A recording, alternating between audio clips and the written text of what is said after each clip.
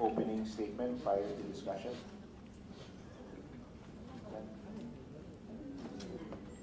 I'd also like to acknowledge the presence of Senator Cheese Escudero. Morning, Mr. Morning.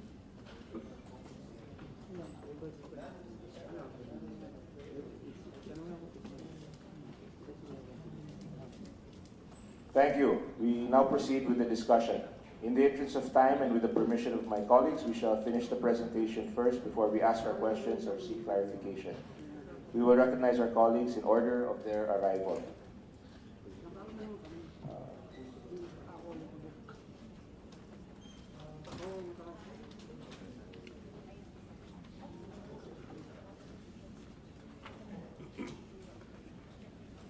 May I call on the economic team to make their presentation on their respective positions on the bills that are the subject matter of today's hearing. Please make your presentation succinct, limited to approximately 10 minutes. Thank you very much.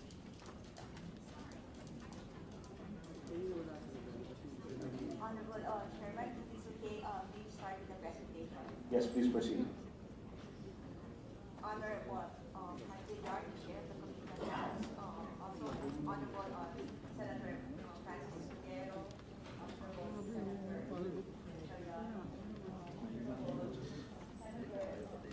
Yard. Good morning to everyone. First, Governor Medalla, ladies and gentlemen. Mr. Chairman, with the permission of may I ask, is this going to be a singular consolidated presentation by the entire economic team? Isa lang? Yes, it will be. So wala nang ipa-present ang BSP, ang DBM, ang BOF. This is going to be it. And second query, Mr. Chairman, is this based on any pending measure, or is this your own version of the bill? This is based on the version of the House and of course the version that was submitted by the Senate, Senator Michael Yard. Are we made the same? More cases. Okay. Thank you, Mr. Chairman. Thank you. So to continue on, decades ago, it used to be that sovereign wealth funds were exclusive to resource-rich countries such as Kuwait, Norway, and the United Arab Emirates as a means to protect the value and maximize the earnings on revenue surpluses from commodity exports so as to extend its benefits to posterity. Today, however, this is no longer the case. More than 50 countries are now with sovereign wealth funds, many of whom belong to the same level of economic development as the Philippines, such as Indonesia, Vietnam, and Kenya, to mention a few.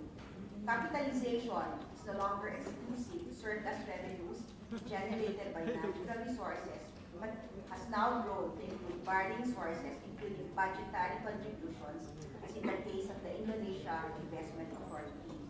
Also, the objective for establishing sovereign wealth funds has broadened to include other economic goals, such as to help stabilize the country's economic base through asset diversification, to limit the effects of capital flows on money supply, to increase returns via international portfolio investments, and facilitate long-term development.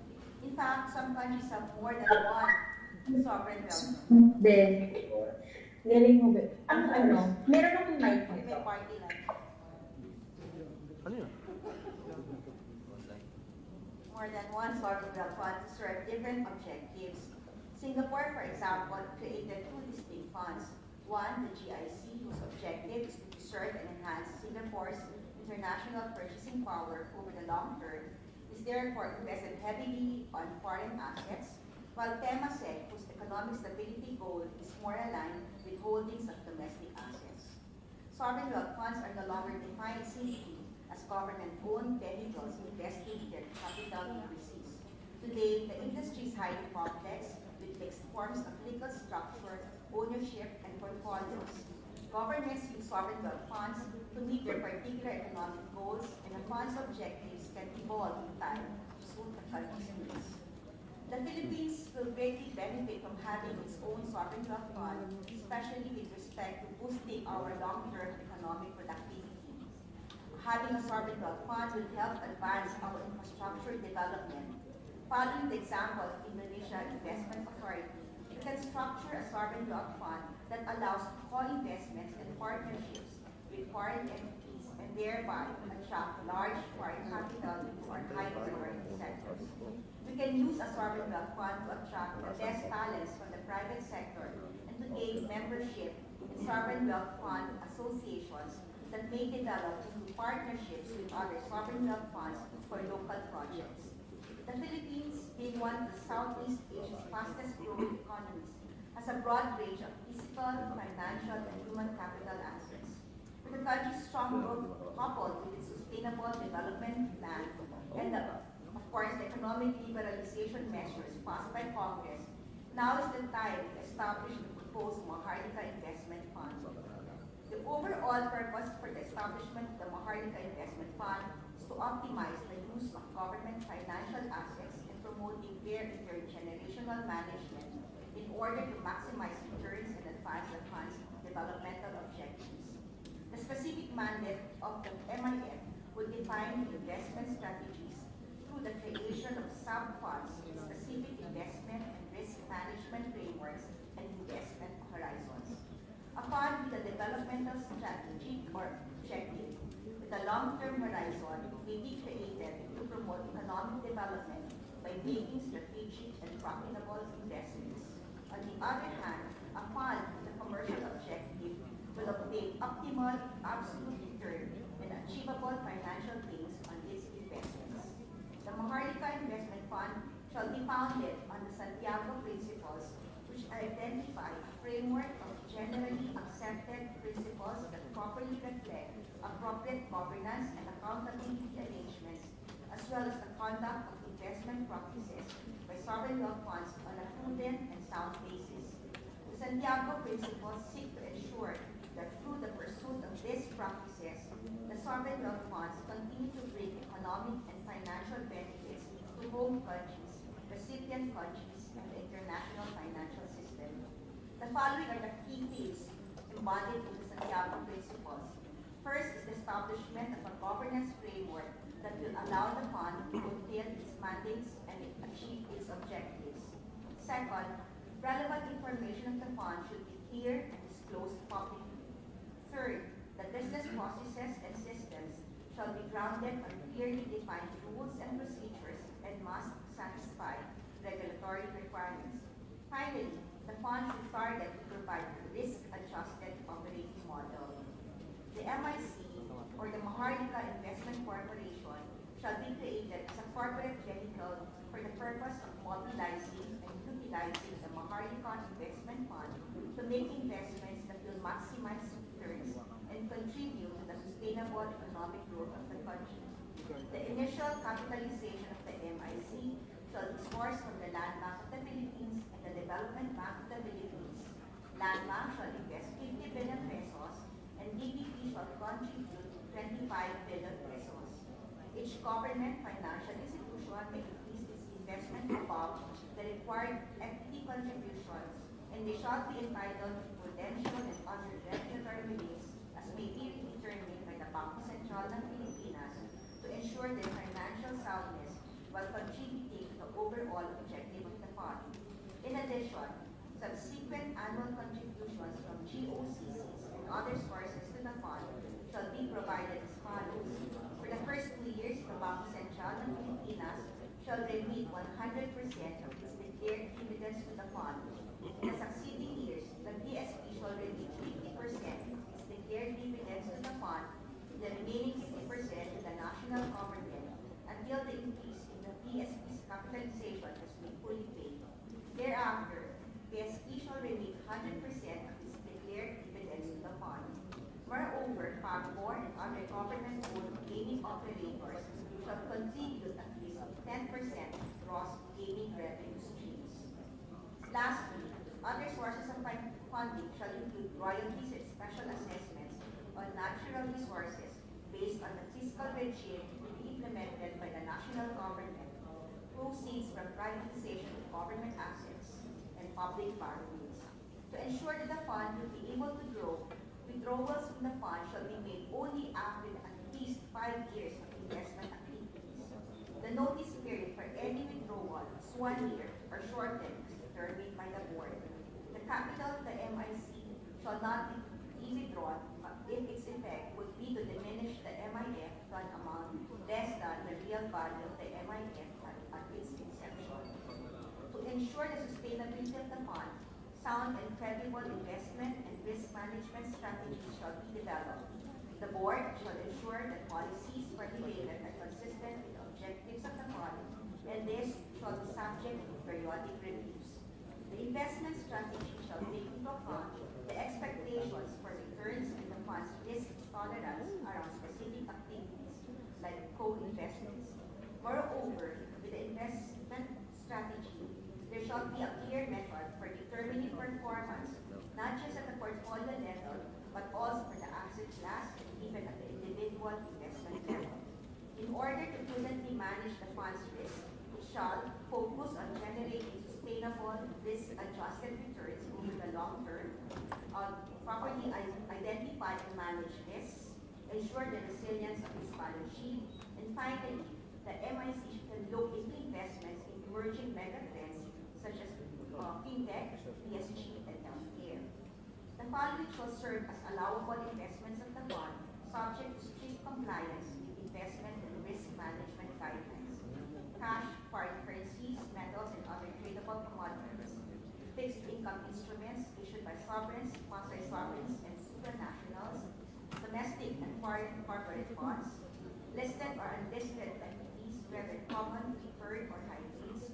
Islamic investments such as sukuk funds, joint ventures and co-investments, mutual and exchange traded funds invested in underlying assets, commercial real estate and infrastructure projects, loans and guarantees to or participation in joint ventures or consortiums with Filipino and foreign investors, and other investments as may be approved by the board. As for governance, the MIC shall be governed by a board of directors with 15 members chaired by the Secretary of Finance. Other members include the CEO of the MIC, the President and CEO of Land Bank and DP. 6 regular members representing the contributors to the fund, with the seats distributed in proportion to their corresponding investments, and 5 independent directors from the private sector, the academic, business sector, and investment sector. The rules on appointment and termination of the board of directors shall be included in the implementing rules and regulations. An advisory body will be established to advise and assist the board of directors in the formulation of the general policies related to investment and risk management. The advisory body shall not take part in the management or control of the fund. It shall be composed of the Secretary of the Department of Budget and Management, the Secretary of the National Economic and Development Authority, the President of the Philippine Stock Exchange, and the President of the Bankers Association of the Philippines. In addition, a risk management unit shall be organized by the board, which shall ensure that the MIC is taking the appropriate measure to achieve a prudent balance between risk and reward in both ongoing and new business activities. It shall be composed of 5 members. There will be 1 professional with proven competence and experience in finance, economics, investment, business management, or law, 2 senior executives of the MIC, 1 independent director, and 1 auditor. On exemptions and privileges, under the proposed bill, the MIC shall be granted exemptions from specific regulations to ensure operational efficiency and independence. The MIC shall be exempted from the GOCC Governance Act 2011, except for sections of the said law on the fiduciary duties of the board and officers, full disclosure, and special audit. This is in consideration of the need for flexibility to operate, function, employ, and retain employees to ensure the successful implementation of the goals of the MIC. The following transactions and assets of the MIC and the MIF exempt from local and national taxes, direct and indirect, as well as custom duties, include all funds, assets, and properties, all revenues, income, or investment earnings, as well as accruals thereto, the purchase of supplies, equipment, papers, or documents, the importation of supplies and equipment. The exemptions granted shall be utilized directly, exclusively, and solely for the transactions of the MIC and the MIF as distinct legal entities, and not for the purposes of its executives, employees, third parties, and other distinct taxable entities. Moreover,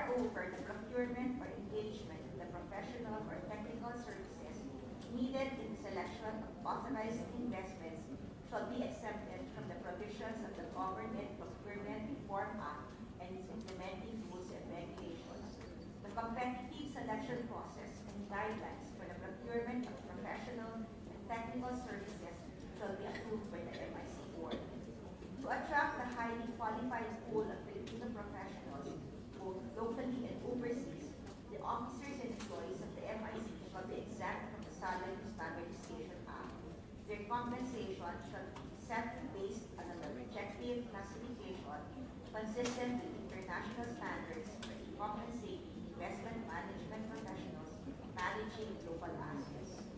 On the distribution of net profits of the MIC, at least 25% shall be distributed for poverty and subsistence subsidies. The remainder shall be remitted to the national government for earmarking for social welfare programs and projects, excluding construction projects, provided that the share of the net profits remitted to the national government shall not exceed the proportion of investments to the total funds achievable to the national government. Financial reporting and audit measures are also in place to ensure transparency and accountability. First, financial reporting shall be in accordance with the pertinent provisions of the Act, the IRR, and the International Financial Reporting Standards and Principles. Second, there will be an internal audit independent of the management of the MIC and shall be under the direct control and supervision of the Board of Directors. Third, there will be an internationally recognized auditing firm that shall serve as an external auditor of the fund to examine its financial statements. Fourth, the books and accounts of the MIC shall be subject to the examination and audit of the Commission on Audit. Fifth, there will be a joint congressional oversight committee composed of 5 members each in the House of Representatives and the Senate, which shall be tasked to oversee, monitor, and evaluate the implementation of this act. Your Honors, the Maharlika Investment Fund has the potential to contribute to the strong growth trajectory of the Philippines through investments in the country's critical developmental projects. Not only will this promote the effective intergenerational management of the country's financial resources, but more importantly, improve the welfare of future generations of Filipinos. Ultimately, the Philippines will benefit from a well-structured, robust, and effective sovereign wealth fund, as this will serve as a long-term investment vehicle that will attract foreign investments, boost national savings, and advance economic growth and social development. As we support the creation of this measure, we shall continue to work hand in hand with Congress to ensure the passage of the best version of the Maharlika Investment Fund. Thank you. Maraming salamat. Thank you very much. At this point, I'd like to acknowledge the presence of Senator Ivy Marcos. And at the same time, I'd also like to recognize the Governor, the BSP, to make an opening statement, Dr. Felipe Medalla. Thank you very much, Mr. Chairman. Senator Amy Marcos, Senator Isabero, Senator Victor Chanyang, and Senator Cynthia Villar, and senators who are virtually present. I think they are Senators Paul, Binay, Media, Good morning. The BSP supports the objectives of the Senate Bill number 1670 or the Maharlika Investment Fund Act, filed by Senator Martina. The legislative measure proposes to establish an MIF, an independent fund that adheres to the principles of good governance, transparency, and accountability, and promotes economic development and other objectives to develop the economy. But in particular, we support the provisions that recently mentions the BSP. In particular, the contribution that the dividends declared by BSP, how the dividends of BSP will be disposed of, and then going to the sovereign wealth fund. This postpones the build-up of the capitalization of BSP, but at this point, our balance sheet is quite good and we could easily take the postponements. We also support the provisions that say that we can extend regulatory relief. We may extend regulatory relief to the DBP and Land Bank of the Philippines. Some critics may say that it gives a new advantage to Land Bank and DBP relative to private banks. But one must be aware too that Land Bank and DBP are also quite restricted by their mandates and don't really directly compete very much with the private banks. So we do not see that as a major competition ground. So we thank the Senate for giving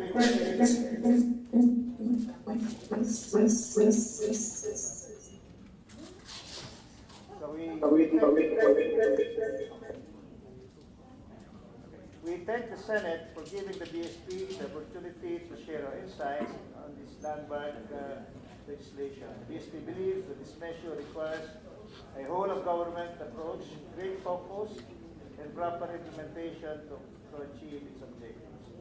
Rest assured that the BSP will steadfastly fulfill its role in delivering its mandates, which we refer to as activities. Thank you very much for this opportunity to present our views on the MIF. Thank you very much, Dr. Governor Medalla. At this point, if there's no, I understand our resource persons we're willing to proceed to the discussion forum, unless there's someone who would still like to make an opening statement. No. Mr. Chairman, can I be excused, Deputy Governor Patila and Senior Governor Elmer Capulec and actually answer many questions? Yes, sir. Yes, sir. Thank you very much. I'd also like to acknowledge at this point the presence of Senator Ontiveros. Morning, Chair. Morning. And of course, online, Senator Pimentel. So thank you very much. At this point, we'd like to start the discussion proper, and the senators will be recognized in order of attendance. So please signify your attention to the Secretariat if you would like to ask any questions. So I'd like to start by asking, I'd like to start on a line of questioning regarding, sorry?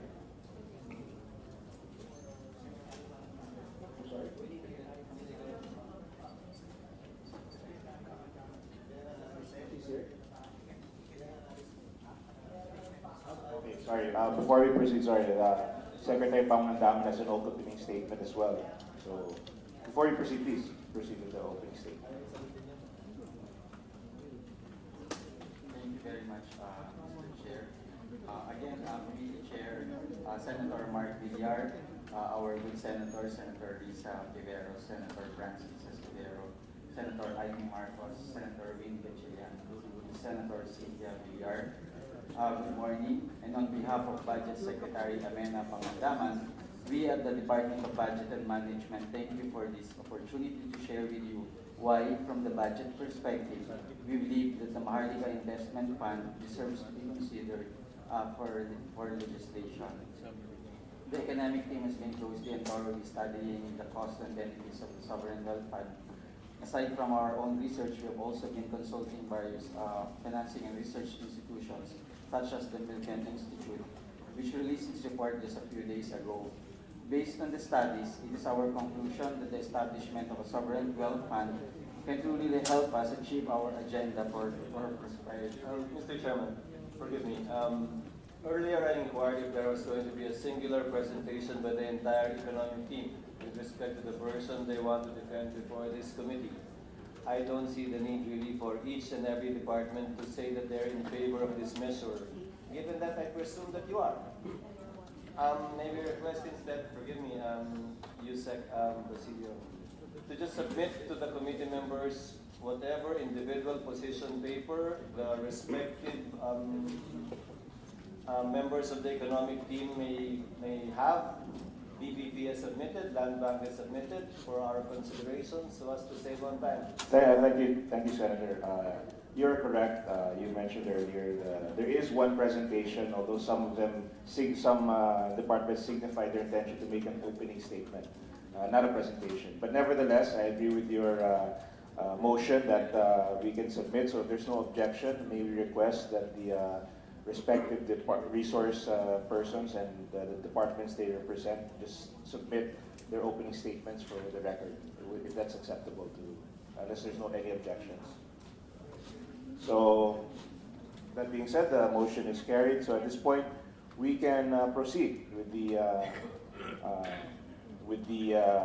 discussion proper, which again will be on order of arrival. So I'd just like to start. I'd like to start, and I'd like to ask a few questions.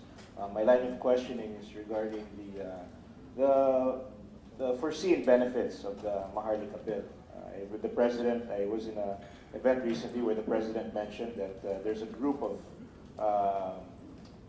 it's a small group of countries called the VIP that are, and that's Vietnam, Indonesia, Philippines, who are some of the economic, who are countries who are deemed as some of the economic tigers or upcoming strong economic countries. Can I ask if all of these three VIP, do they have a sovereign wealth fund currently? Vietnam and Indonesia, they have sovereign wealth funds, Your Honor. So we are the only ones without one. That's Right correct. now, yes, sir. Would you have any statistics on the performance of either of these funds, whether it be Indonesia or Vietnam? Do you have any idea on how Can I just they? speak on our records, sir? Yes, please.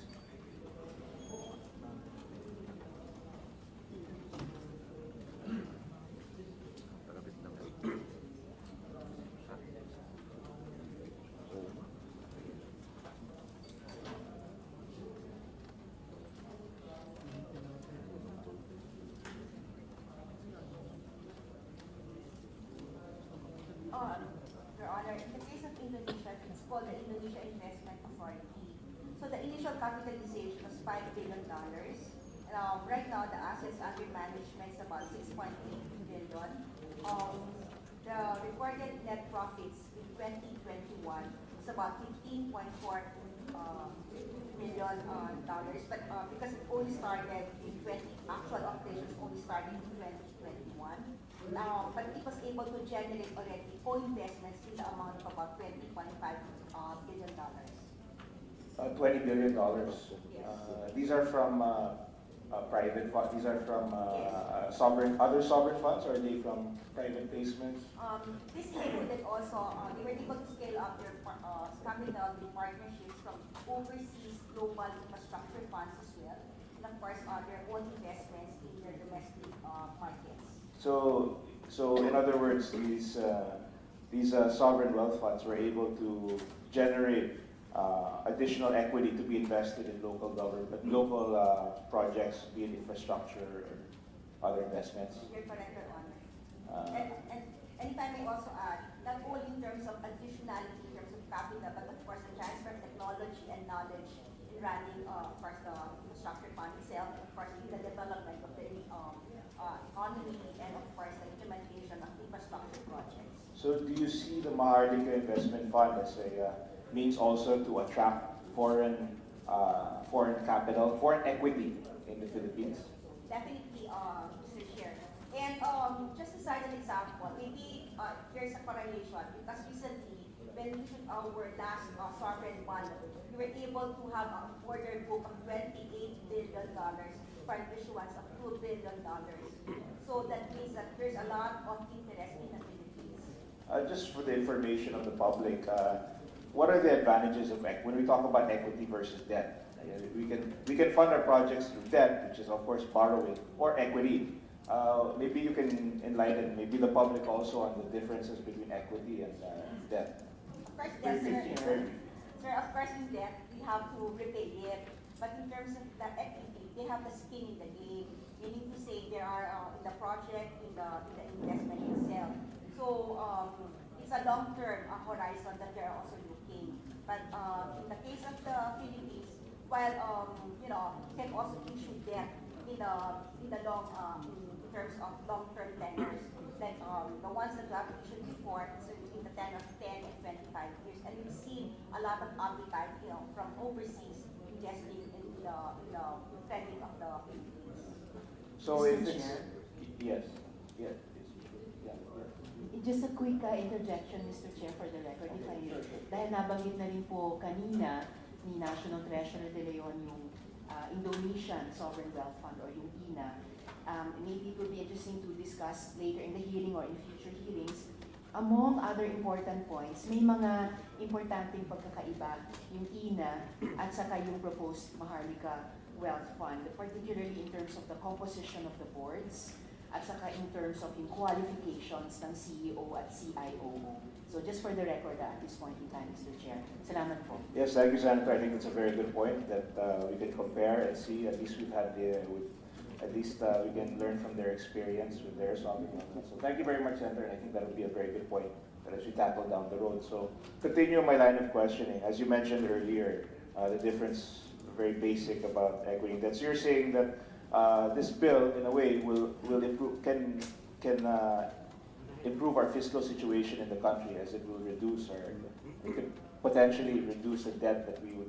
Coming from DPWH, I know we have foreign funded projects, so this could potentially reduce the debt of the Philippine government.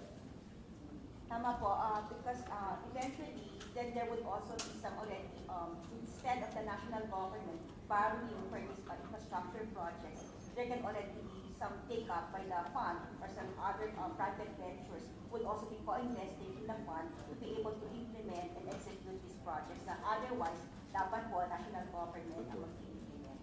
That's good. I think that's a good point to establish that actually it's not this can actually improve our fiscal situation, and it would allow us to have a mechanism to utilize debt instead of just borrowing to finance a lot of our infrastructure projects. So I think that's a very good point.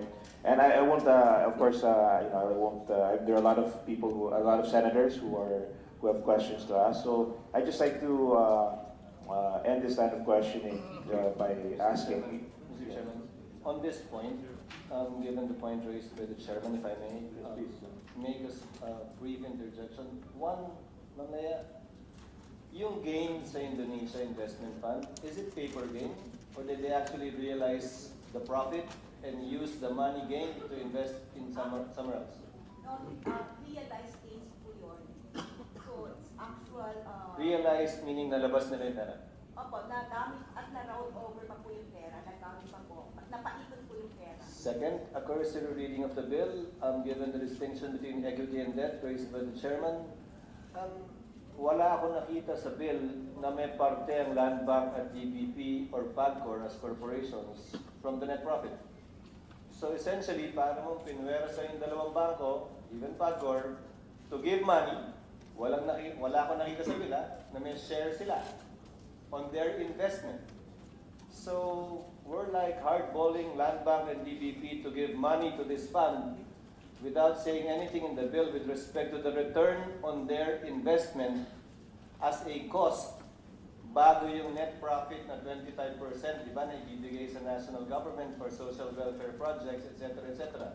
So if that is the case, given that the bill is silent, is this an interest-free borrowing from Land Bank and DBP? Unless, of course, ma'am, you will clarify later on that DBP and Land Bank should have a respectable ROI, given that you will be exempting them later on, as I understand, from DSP, from the capital regulatory requirements insofar as the investments of the bank are concerned. So would that be happening in the future, ma'am, as we go through this bill? Otherwise, it will be an interest-free debt. How would you like to respond? I may, Mr. Chair, I think, well, maybe po sa bill would need further clarification. Kasi po yung carve out na 25% would really just accrue dun sa investment ng national government, yung pong contribution. So definitely, eventually po, there would also be some dividends that will also be declared sa land bank sa DBP because of their contributions to the fund. Ma'am, the bill is completely silent on it. Shouldn't there be something written there already? In fact, even in the comments of DBP and Land Bank, they brought that up. Na walang sinasabing return sa kanila. Second, ma'am, the composition of the board itself does not reflect the capital contribution of the entities giving the money. Bakit may private sector isang boto? Bakit yung Secretary of Finance may isang boto? Although it shares Land Bank, of course. Pero kung yung total na perang i-contribute, sabihin na natin 100 billion. If 50 billion came from Land Bank, hindi ba ordinary corporate governance as you want to use? 50% of the board should come from Land Bank. Kung 25% galing sa DBP, dapat 25% galing sa DBP. Hindi yung kung saan-saan hinugot na wala namang capital contribution. You're assuming the private sector will invest. You already gave private sector representation, but they're not yet investing. So again, I'm trying to protect the interest of the bank here. I'm trying to figure out if this is really equity or we're simply forcing the hand of both DBP. Of course, they cannot say no. Both DBP and Land Bank cannot say no. But at some point in time, we should give them something by way of returning ROI. Hindi naman pwede wala. Senator, if I can, if I can also be permitted to finish my line of questioning. Yes, sorry, Mr. Chairman. Yes. But I think Senator makes a very good point, perhaps regarding, what the expectations are regarding your investment in the funds, and that's something that should be clear. So before I continue my line of questioning, perhaps you can respond to Senator Escudero's question from the Land Bank and DBP perspective. Yes, please, ma'am. Good morning, Chairman Martin. Good morning to the honorable senators. After the point raised by Senator Escudero is part of our comments and the bill as your office requested for our comments. We actually suggest an Article 2, Section 6 of the draft bill to indicate the ROI of the return of our investment in the MIC or MIF as being contemplated. If it's not an absolute percent, maybe it should be like a formula or can be referenced to the current average ROI being already enjoyed by the bank from their regular investments.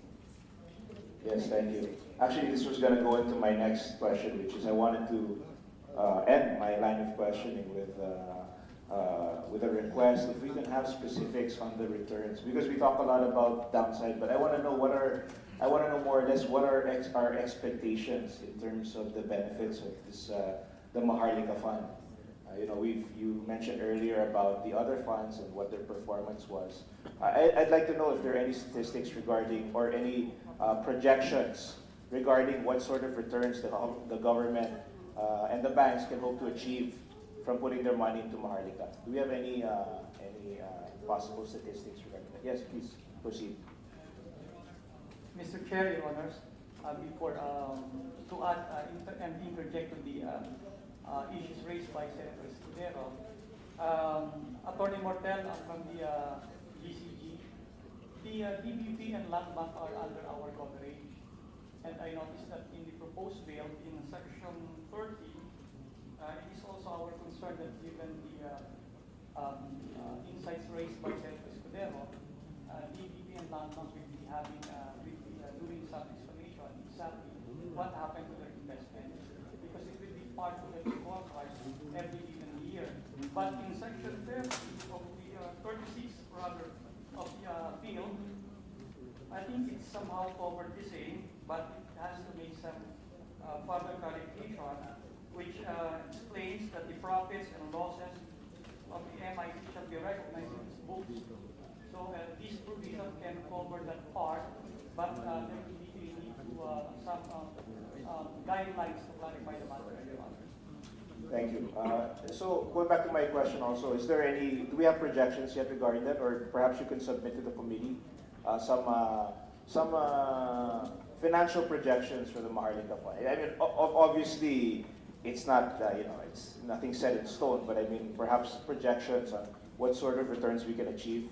Also, recognizing, of course, that the difference between equity and debt is that there's really a fixed amount that you are committing to return. Of course, the risk appetite for equity is slightly higher, but of course, you have a share of the upside when that comes. So I mean, recognizing that point, that there's that is exactly the difference between equity and debt, is that debt guarantees a certain return, but you don't have a share of the upside, whereas equity, they do not guarantee a set return, but you have an upside in exchange for which you assume a little more risk. So I mean, that's part of the risk management of any financial institution. So I'll end this line of questioning by asking if you can submit some projections for the potential benefits of the Maharlika Fund for the country and for the investors who will be putting their money in there. So thank you very much.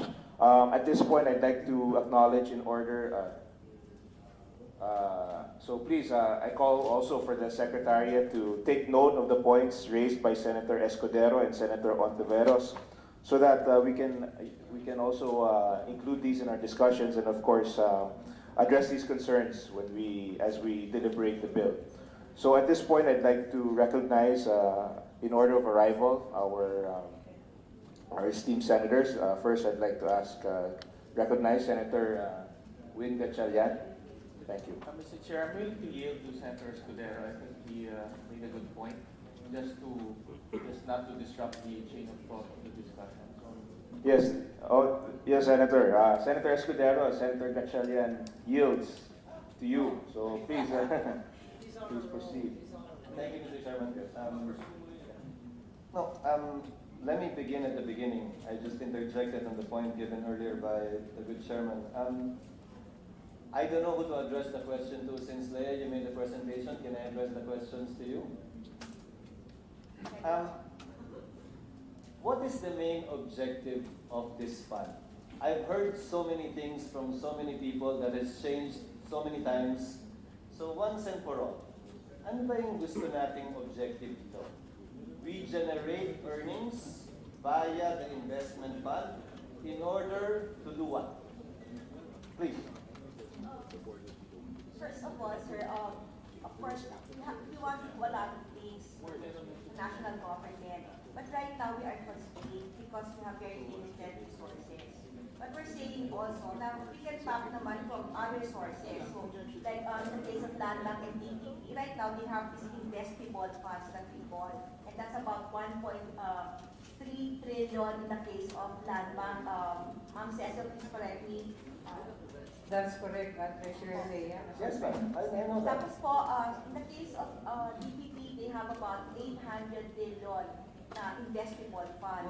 So we're just targeting a very small portion of that. In the case of Land Bank po, it's less than 4%.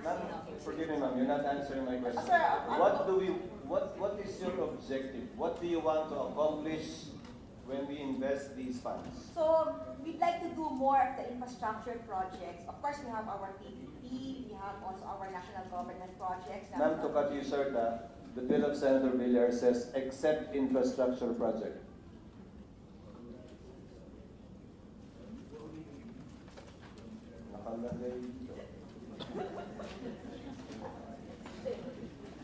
Section 30.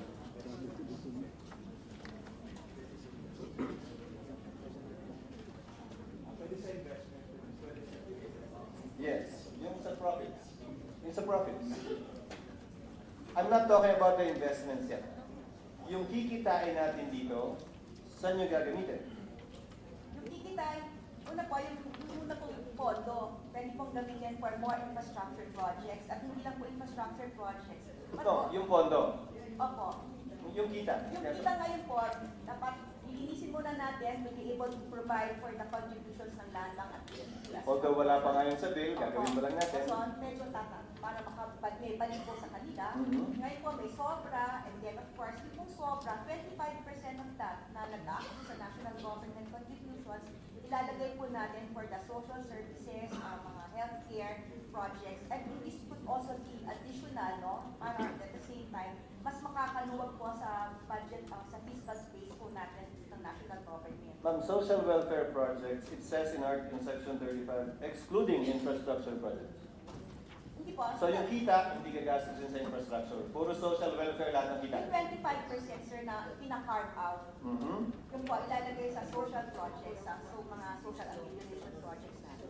Yung balanse na sir, 75%, ng MIC, pwede pong retain earnings na po yun, di ba, ng MIC. hindi ko lang.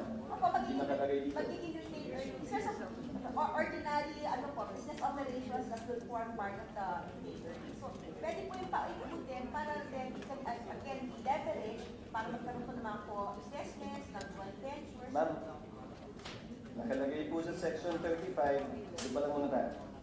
25% of the net profits shall be for property alleviation projects, provided the remainder of the net profits shall be remitted to the national government, earmarked for social welfare programs, excluding infrastructure projects. So, that seems to counter what you're saying, that 25% of net profits will be for social amelioration projects, and the remaining 75% is retained.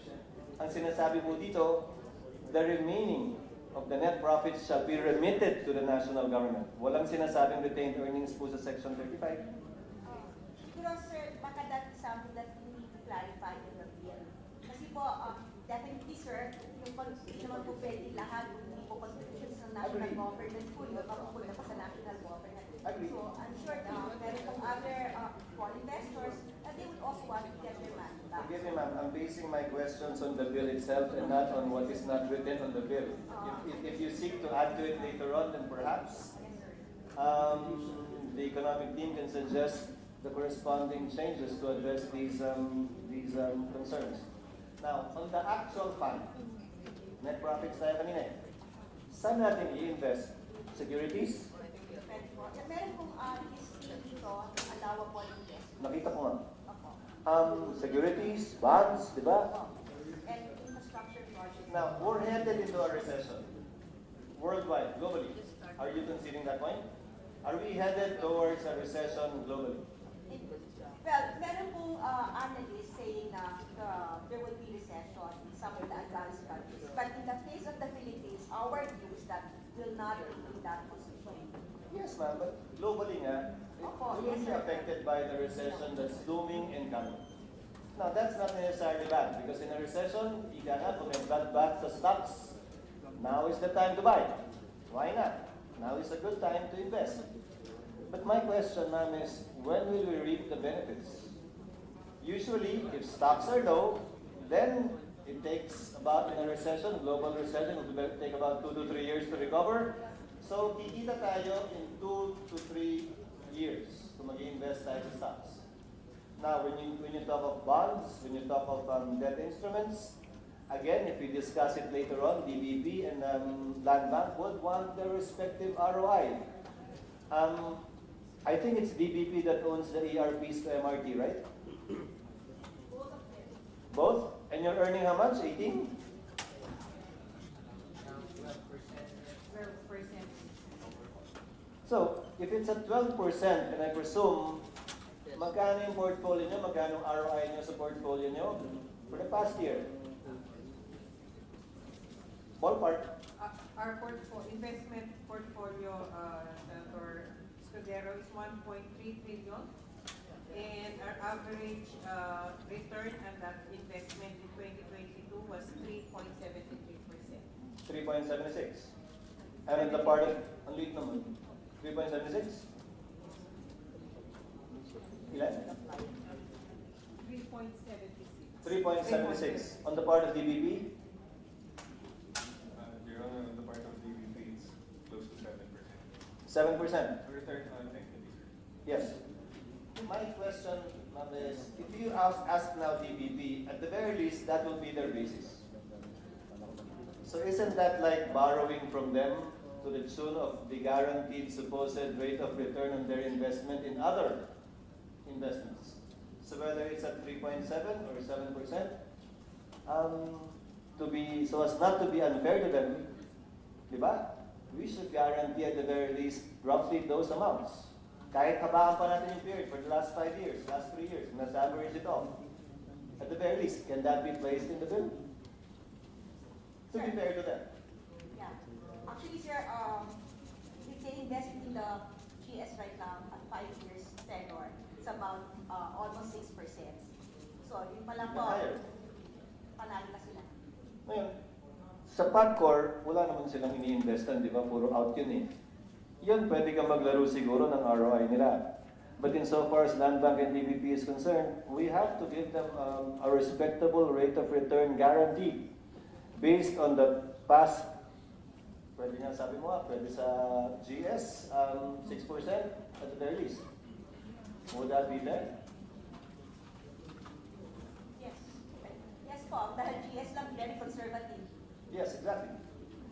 Next question, Mr. Chair, I'll just have 3 points. We will have several hearings anyway. Next question, I discussed this earlier. Paano yung composition ng board? Bakit isa lang ang representative ng Land Bank kung target natin is 100 billion? Ano ba yung capitalization na tinitingnan niyo ng Maharlika Investment Fund? How much is the capitalization? Sir, for the seed, so meron po 75 billion from GDP at Land Bank. Tapos po, right now, if you would just base it on dun sa PSP, the first 2 years nila, and basically it's the dividend last year of about 17 billion.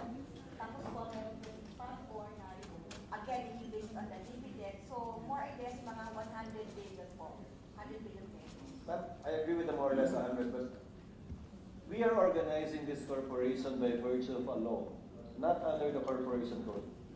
Right, ma'am? Tama po.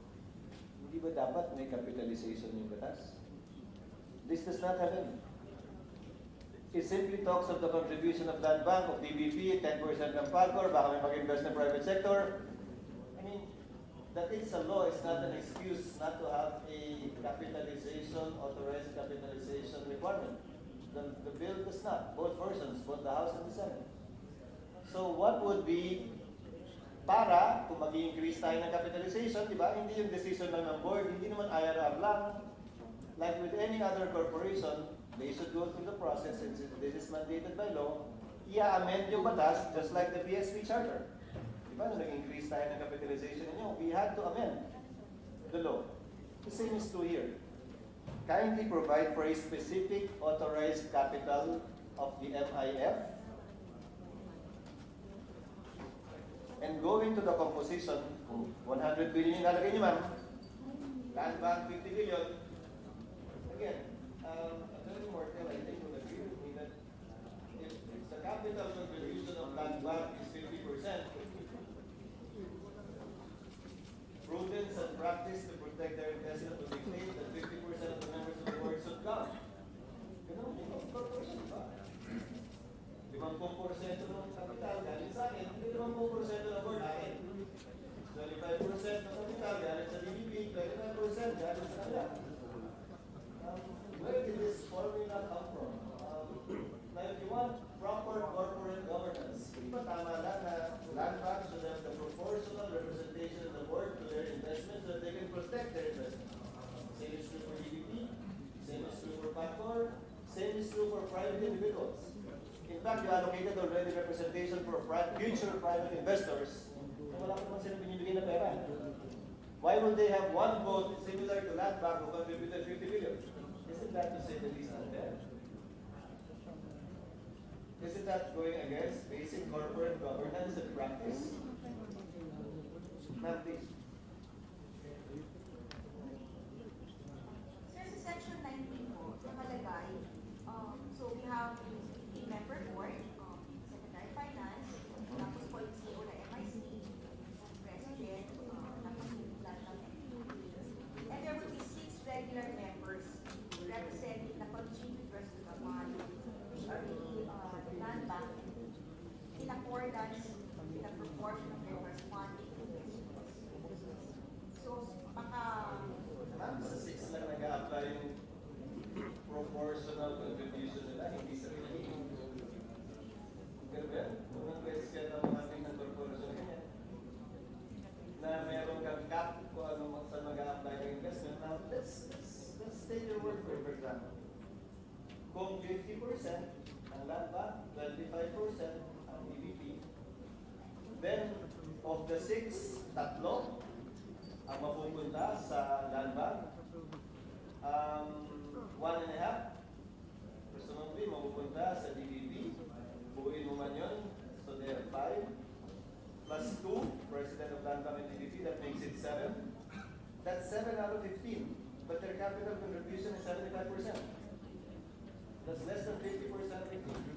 Okay, I want to understand, saan ang galing yung hindi natin sinunod sa isang korporasyon yung capital contribution ng investors? And since we do not know yet how much the 10% of Pagcor will be, ibigay mo pa sila ng share dun sa 6. And then the private sector are given 5. You don't even know. I mean, sige may independent director, but may academe. Nagbigay ba si academe? Si private sector na bibili niya, kung sino man negosyante siya, nagbigay siya? Did he invest? There must be some rhyme and reason behind it, why we're choosing the people to sit there. The Secretary of Finance sits as the chairperson. May contribution ba ang national government? Or counted na yung contribution ng land bank that he chairs as, no, I don't know. Is that how you look at it? I don't know.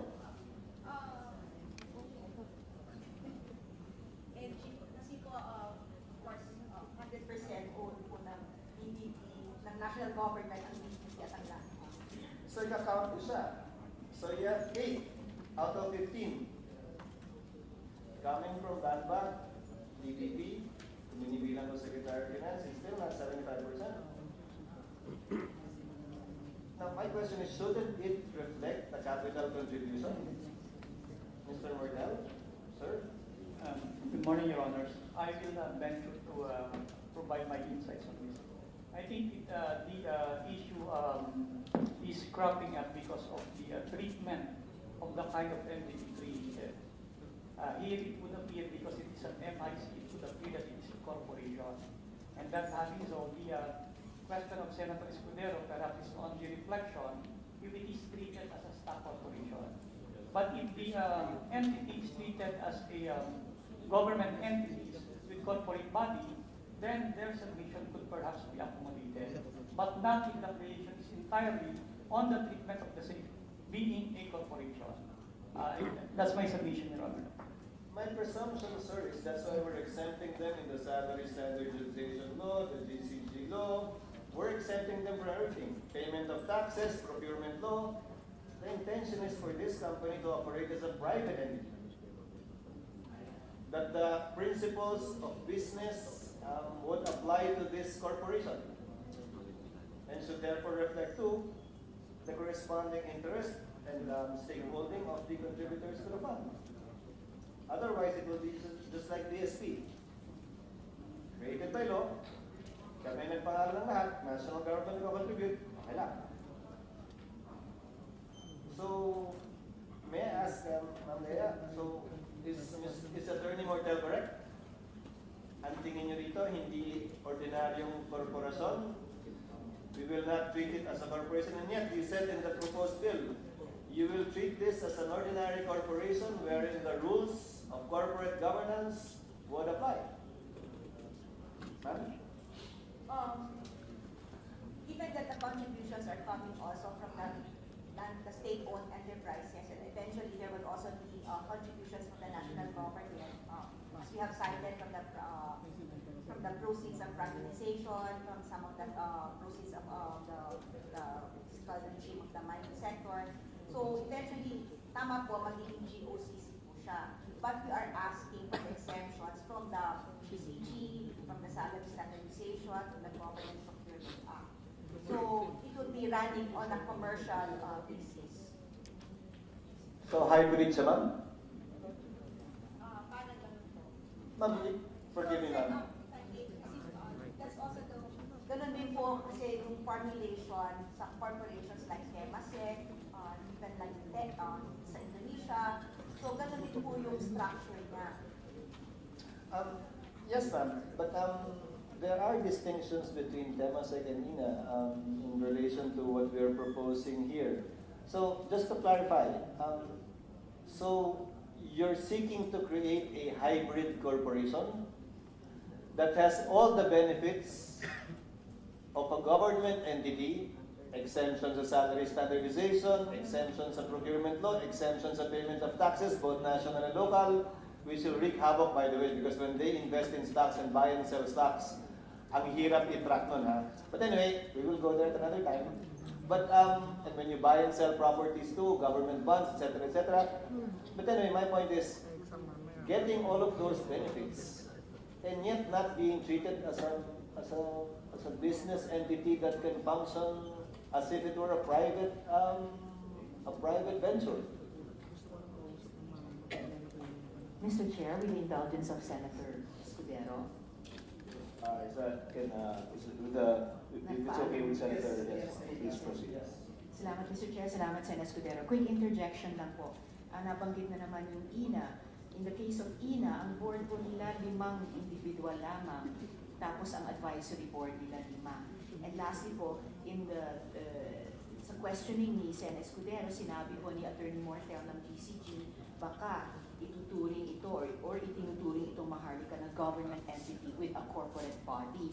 So just for the record, Mr. Chair, with all due respect to the Chair, kaya nga po in plenary, although nag-rule na dito ang ating ang plenary, kaya po ni-raise ni Minority Leader yung matter of the referral of the bill. Kaya po pinost niya at that point in time na baka sa Government Corporations Committee. Kasi po kung hindi malinaw din, Mr. Chair, ang executive, kung anong animal itong Maharlika, nakakalito, pati sa atin dito sa Senado. So just for the record, Mr. Chair, and then again with all due respect. Salamat po, Mr. Chair. Salamat, Sen. Escudero. Please proceed, sir. Thank you, Mr. Chairman. Give me a couple of minutes, Mr. Chairman. Now, let's talk about the exemption sa GCG. May I ask why? Essentially, the GCG reviews whoever you will appoint in the board. Now you created an advisory body to make the corresponding recommendations sans the GCG. May I ask why? How will the operation of MIF be hindered if the appointments to the board go through GCG? The usual course, if it is indeed a GOCC. Anong problema ba ng GCG na ayaw yung padaanan sa kanila? What will be hindered if it goes through GCG? I understand, PPP, dumadaan sa GCG, di ba? Land Bank, same. So, ano yung hindi nyo magagawa o makukuha kung dumaan sa GCG kaya ayaw nyo? What's the logic behind it?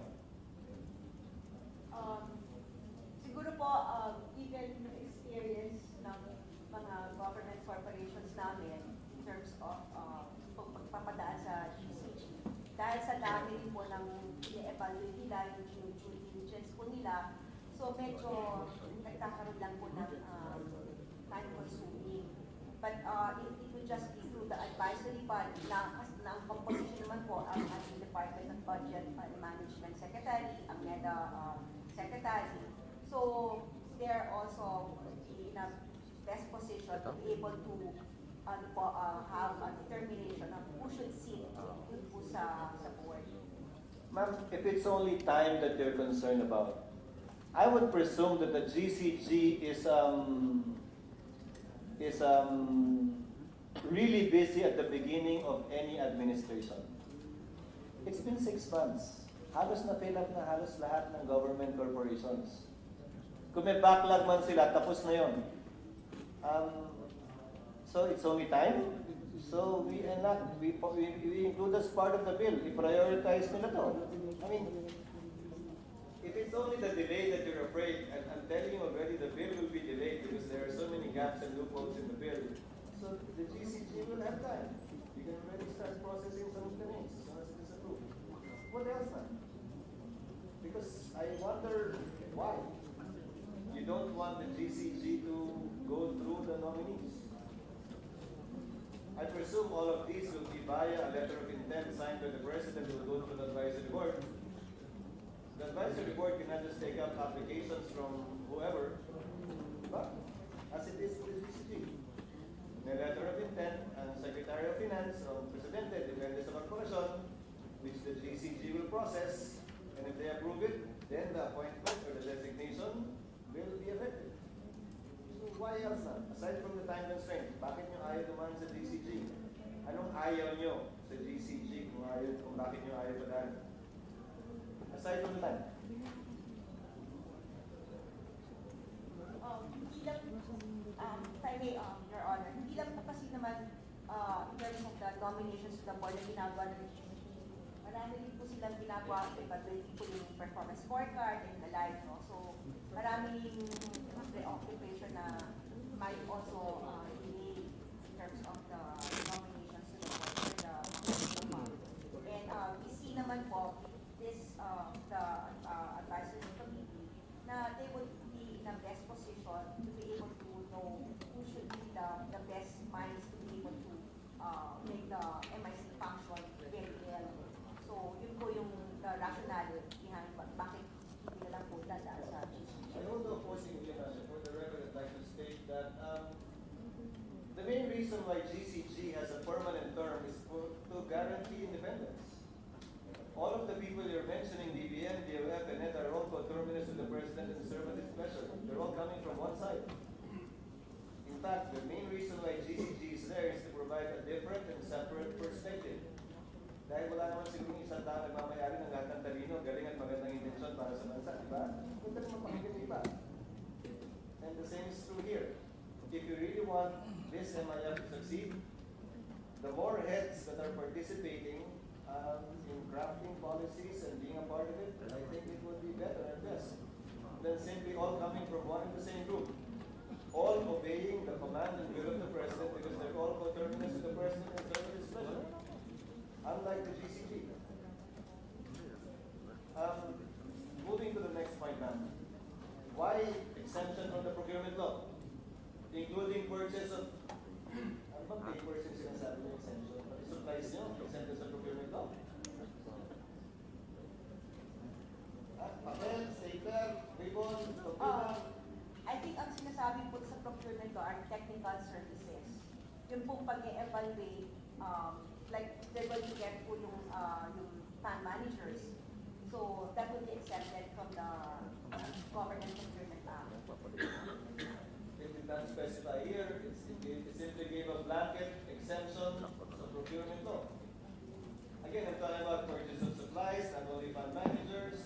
I'm talking about purchase of vehicles. I'm talking about rental or purchase of a building or rental of a building or office space. I'm talking of almost everything and anything. Would you change it later on time to specify?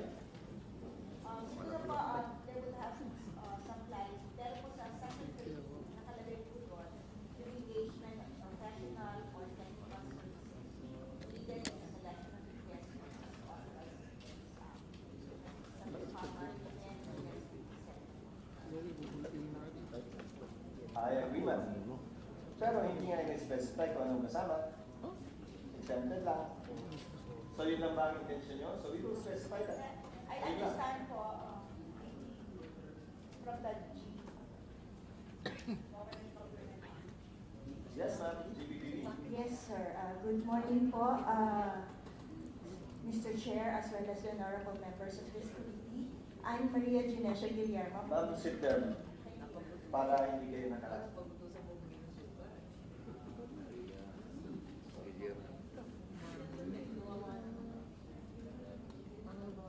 Yes, ma'am. So what's the intention here? Saan lang exempted ang MIF? Thank you very much, sir, for the question. Actually, it is not, the RA 9184 is still applicable as a general rule for any procurement activity of the MIC. We only have provided an exemption, particularly in the engagement of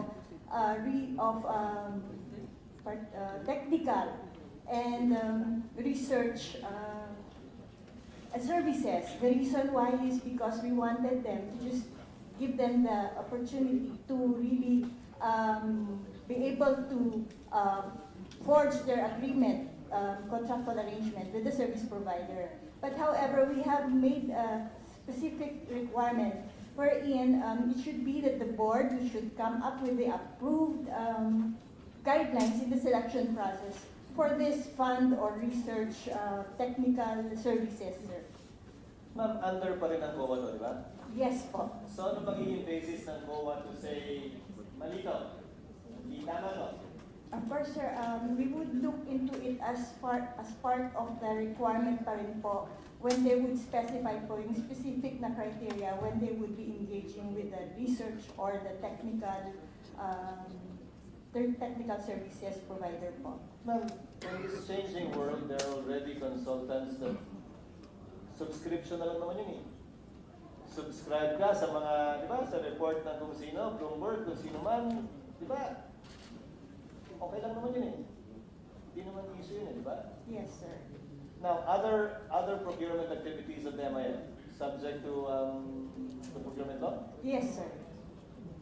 So when they buy a piece of property, Then it is still procurement law, sir. As long as we have qualified there, sir, that it is only exempted insofar as the engagement of technical or research service providers po. I presume, pagbili nila ng bonds, ng certificates of indebtedness, securities, wala lahat yun. Diba? Ano ang procurement ko yun? There's still procurement law, sir, because in general, we have to. Let's say, bumaba yung isang share of stock, ito na bumili. Bukas. Paano procurement ko yun? There's, as far as we are What's the concerned, process? as far as when it comes to all procurement transactions of the MIC, sir, it is still imperative that RA 9184 would be applied. So what does RA 9184 say with respect to the purchase of shares of stock? Ano yung proseso? Of course, sir, as far as you shares of stock, of course, this is still subject to the corporation code, sir. And then, as far as the procurement side of it, it is not under the purview po ng RA 9184. Hindi nga kasama. Yes, sir. Hindi siya kasama. Pati pagbili ng government security, both foreign and local. Hindi kasama. Hindi po. Pagbili ng real property, kasama. Yes, sir. Do you make a distinction between an investment in a listed company and investment in a company that's not listed? May we just look into it as, since we are referring to stocks, I think we have to apply the corporation code pa rin po, sir. So it's not necessarily No, po. ma'am. We're talking about procurement rules, procedures, and laws. Yes po. Is there a distinction between MIC, MIF, investing or buying shares of stock from a listed company compared to MIC, MIF, investing in a company that's not listed? There's no distinction, sir. You sure, ma'am? So this is insofar as the procurement law is concerned, sir. Ma'am, may kumpanya ako, tinatakot ko sila. Hoy, bili kayo ng share, mag-invest kayo sa kumpanya ko. Hindi mo lang nakakaalam kung ano yung laman ng kumpanya ko. Hindi, unlike a company that's listed in the stock market, well, it goes through several checks. Yes. So, walang distinction from the point of view of 9184? We are particularly looking at, sir, may I just check my notes, sir. As far as investments are concerned, sir, this is not within the purview po kasi ng RA 9184. Ma'am, you're with GPPB, di ba? Yes, sir. Submit to us, ma'am, the implications. Yes. Under Yes, sir. 9184 of the possible activities that MIC, MIF will be undertaking, assuming it is created in law. Yes, sir. Please, ma'am. Last point, Mr. Chairman, for this so that others can be given a chance. Now, mamaya, I'd like to take up tax exemptions. Exempt from local and national taxes, direct, indirect, National Internal Revenue Code, Local Government Code, all funds, assets, and properties, all revenue, income, investment earnings, as well as accruals thereto, purchase of supplies, equipment, papers, or documents. Exempted lahat? Does Land Bank or DBP enjoy the same? Ma'am, from Land Bank? No, sir. What kind of exemption do you enjoy from national and local taxes? Any? None, Your Honor. DBP? None po, Your Honor. Is this the first of its kind, no, ma'am? No, I don't know. Perhaps PAGCOR is, or NAPOCOR used to be to a certain degree, but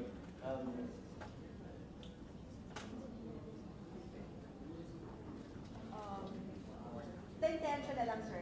Because the intention is that given that for non-taxes to be paid, it will go back to the fund. So, iikot po yung pondo ng pera, mas mapapalago, mas magagamit. So, I think that was the intention behind it. yes, ma'am, but the previous, you've been the national treasurer for quite some time. You've seen the policy of previous secretaries of finance, regardless of administration.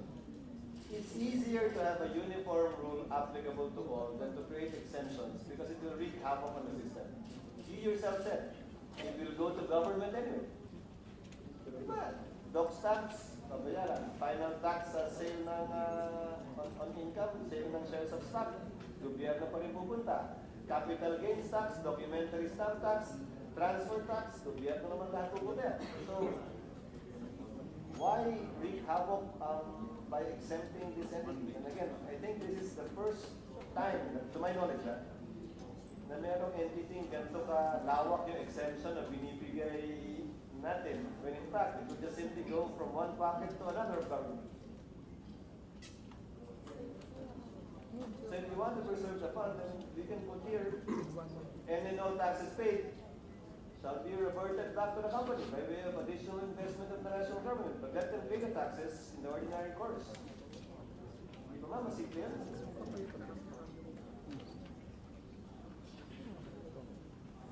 Kindly consider it, man. Because you will have encountered several problems: purchase of supplies, equipment, papers, documents. Biglang tax exempt, exempt sa duties, exempt lahat. Magulo yun, ha? Magulo siya. And it will be a gaping loophole insofar as entities selling to the MIF, MIC is concerned, because they will claim it's sold to them, even if it is not, and claim the exemption. Not MIC, MIF, the entity selling. Kindly consider that too, ma'am. Mr. Chair, I will yield to our other colleagues. Given that I'm sure they have other questions as well, I will await the reply and the feedback and the submissions and position papers from the economic team headed by Leia as well as from the GPPB. For me to continue with my interjections and interpolations on the bill. Thank you, Mr. Chairman. Thank you for that very good line of questioning. I was hearing the reply regarding RA 9184. I think with regards to the purchase of stock, just for clarification, I think that would be it would not be considered a purchase because that's actually a shift in assets. So it's as if you decided from cash to stock. It's not actually though it is a purchase technically, it's not a purchase. It's a shift in asset composition. Just for, I think that would be the more relevant. That would be the more relevant point with regards to the GPPP. It's not a purchase, it's a shift in asset composition of the GFCC. Would that be correct? Am I correct in making that assumption? Just for clarification. Yes, sir. There's just a shift in the composition of the assets. And I just want to make sure because stocks are not, it should not be under R1, RA9. That's definitely not. I just want to make that clear. So it should not, because it's not an actual purchase, though it seems to take that nature, but it's a shift in asset composition. Mr. Chairman, may nakalimutan na ako. Next time, may I request, can the committee and the chairman require that the Secretary of Finance himself attend? Yes, thank you. That's a very... To be casting Ma'am Leia, who is the National Treasurer, these yeah, questions. She's a member of the future board of the MIF. You're not, diba? Yes, yes. Thank you, Senator. They were just really supportive. In fact, they're hahabol pa daw sila. They just had a emergency meeting and they asked for begged our indulgence. So, but I understand they will be coming. But do we even have one representative from the Department of Finance? Yes, we do. ASEC. Sir, sorry, kindly convey to Secretary Jokno, I thought this was important to them. And they wanted us to rush this. They wanted us to do this and facilitate its passage. The least we would require would be their presence. I'm not diminishing your position, ASEC, but kung ano bang emergency yun, siguro naman mahalaga din naman to so that questions can be answered and not simply passed on. And he will be the chairman of the MIM. Yes, like you said, we share your opinion and we express this to them. That's why they said they will be, immediately after their meeting, they'll be rushing here. So we expect them soon. And for future, we will continue to emphasize that point for future meetings. And we will require them to show them so that we can expedite also. Thank you very much. At this point, we'd like to... At this point, Senator Sherwin has a few questions. Senator Win Gatchalian has a few questions. So the chair recognizes Senator Gatchalian. Thank you, Mr. Chair. And I'll keep this very simple so that everyone will be abreast and understand the issues surrounding and topics and concepts surrounding the Maharlika Investment Fund. I'll start off with the investments. I understand, Secretary Treasurer Lea. I'll point this question to you because I think you're the point person for this. The fund has two objectives, correct? Development and commercial. And the development is meant to invest in projects that is meant to spur economic development through infrastructure and others. Can you cite some examples on the development or strategic objective of the fund? Just give us an examples of those. Well, of course, sir, infrastructure projects. We also are looking into investments in fintech, healthcare, also in renewable energy, so the like.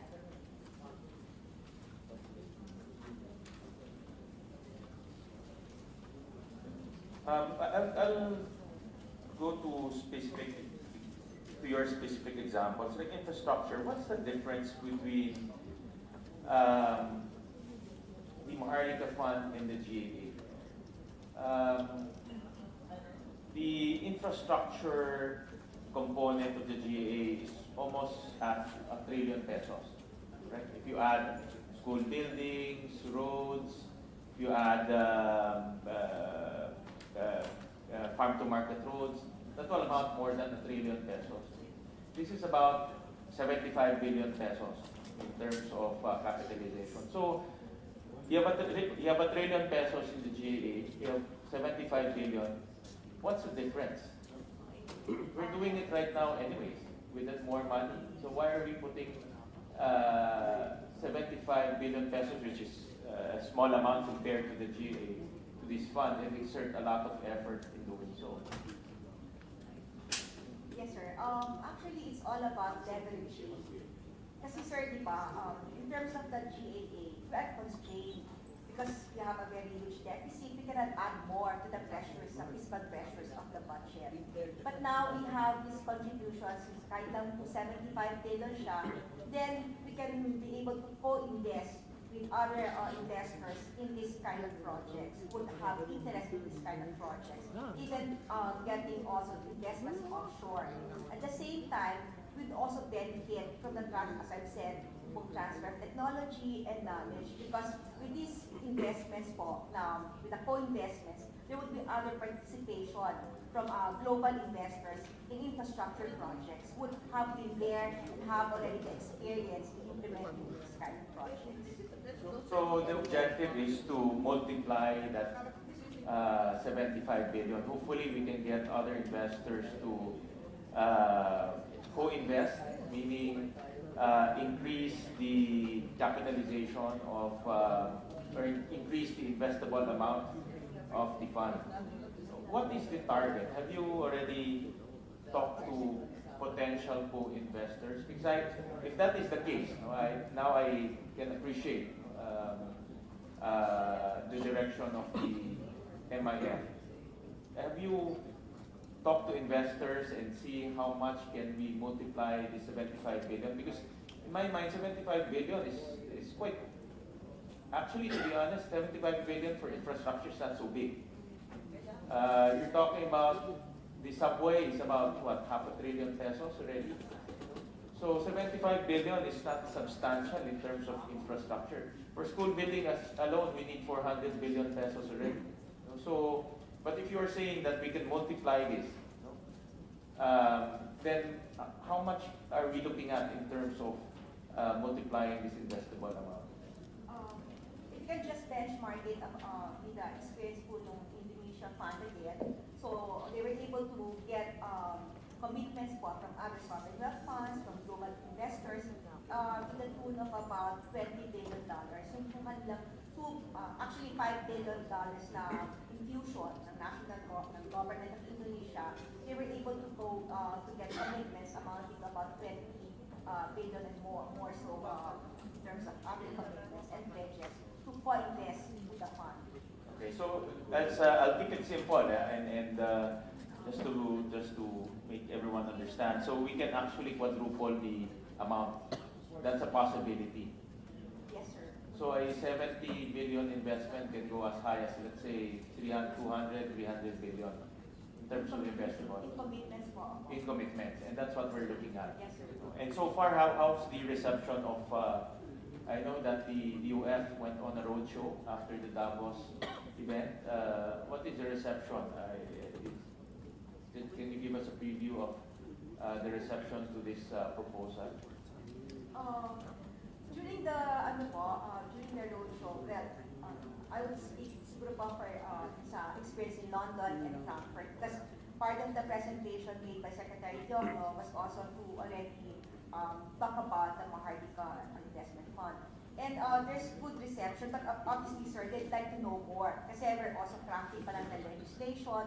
So they would also want to see how they, as foreign investors, would be able to participate in the fund. Pero what I can say is that there's already that interest that we are able to stimulate. All right. We're talking about investors, no? And we're trying to attract investors also to participate in the fund. And how do we plan to attract potential investors to the fund? What are the selling points that we can offer? Because I'm trying to compare this, let's say, to a PPP project. There's options for this investors. So how do you plan to attract them to join the fund? Again, sir, I would say na, first of all, thanks to Congress, we have already enacted yung economic liberalization measures, the Public Services Act, the opening up the economy, and then of course, even in terms of the Philippine Development Plan that we have right now, and also the listing that we have in terms of the medium-term investment framework that we have. So all this already more or less would be framework for the investors to see where they can come in terms of our priority sectors, how we are also trying to already prioritize our renewable energy, our in terms of the sustainability programs that we have. So these are some of the interests that we've been able to showcase to the investors. And we also know that investors on their end, they also have buckets in terms of they would want to invest, the priority sectors that they would want to invest. Like in our case, when we did our sustainability bonds, marami mong pumasok in the long end of the curve. No? So to speak, in the same manner, there's a wash of liquidity, and we'd like to have that liquidity to be able to come into the economy, given that we have now opened with the Public Services Act, and of course with this Maharlika Investment Fund that we are now establishing. Will the tax exemption be a source of attraction for them? Because I also saw the same question with Senator Escudero. I also saw that it will be exempted from all revenues, income. I would assume these are CIP investment earnings.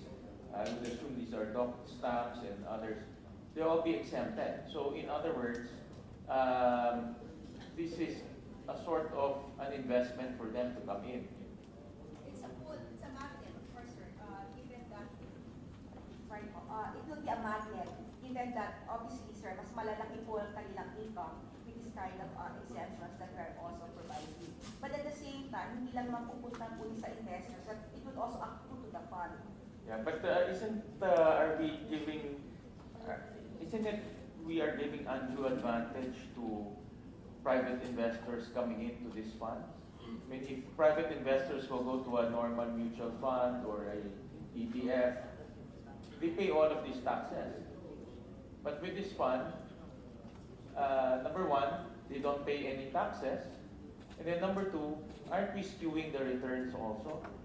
Because a normal fund will pay all of these taxes, income tax, doc stamps, and all that.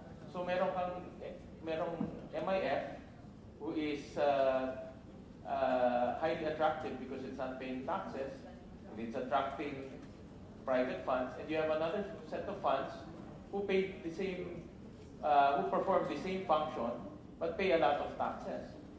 So aren't we in a way skewing profits, meaning we're not reflecting the true cost of capital because we're exempting taxes from these funds? In other words, we're inflating profits because we're not paying taxes. Hindi ba unfair advantage po yan? Yung pong exemption is really on the fund itself. Yung pong income, if there would be a private sector that would also gain more, then that would have to be declared by him as a corporate income tax. Correct, but the fund itself, diba? Obviously the fund will not pay, I would assume, income tax, correct? So that income tax will now form part of its profits. Yeah, so it will be retained. It will be retained or it can be declared. Bahala na in board. But it will be part of its returns. Correct? As part of its computation. So my point there is, it's not reflecting the true cost because taxes are costs. These are business costs to the entity. But we're not reflecting that.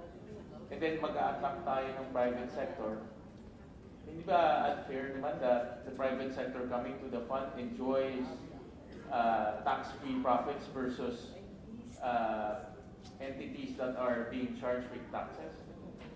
We do see your point, Senator, so that's something that we can... Maybe we can look at that also. Well, I'm trying to level the playing field because there are other mutual funds there. There are a lot of ETFs, there are a lot of mutual funds, there are a lot of different types of funds out there, but they're not enjoying the same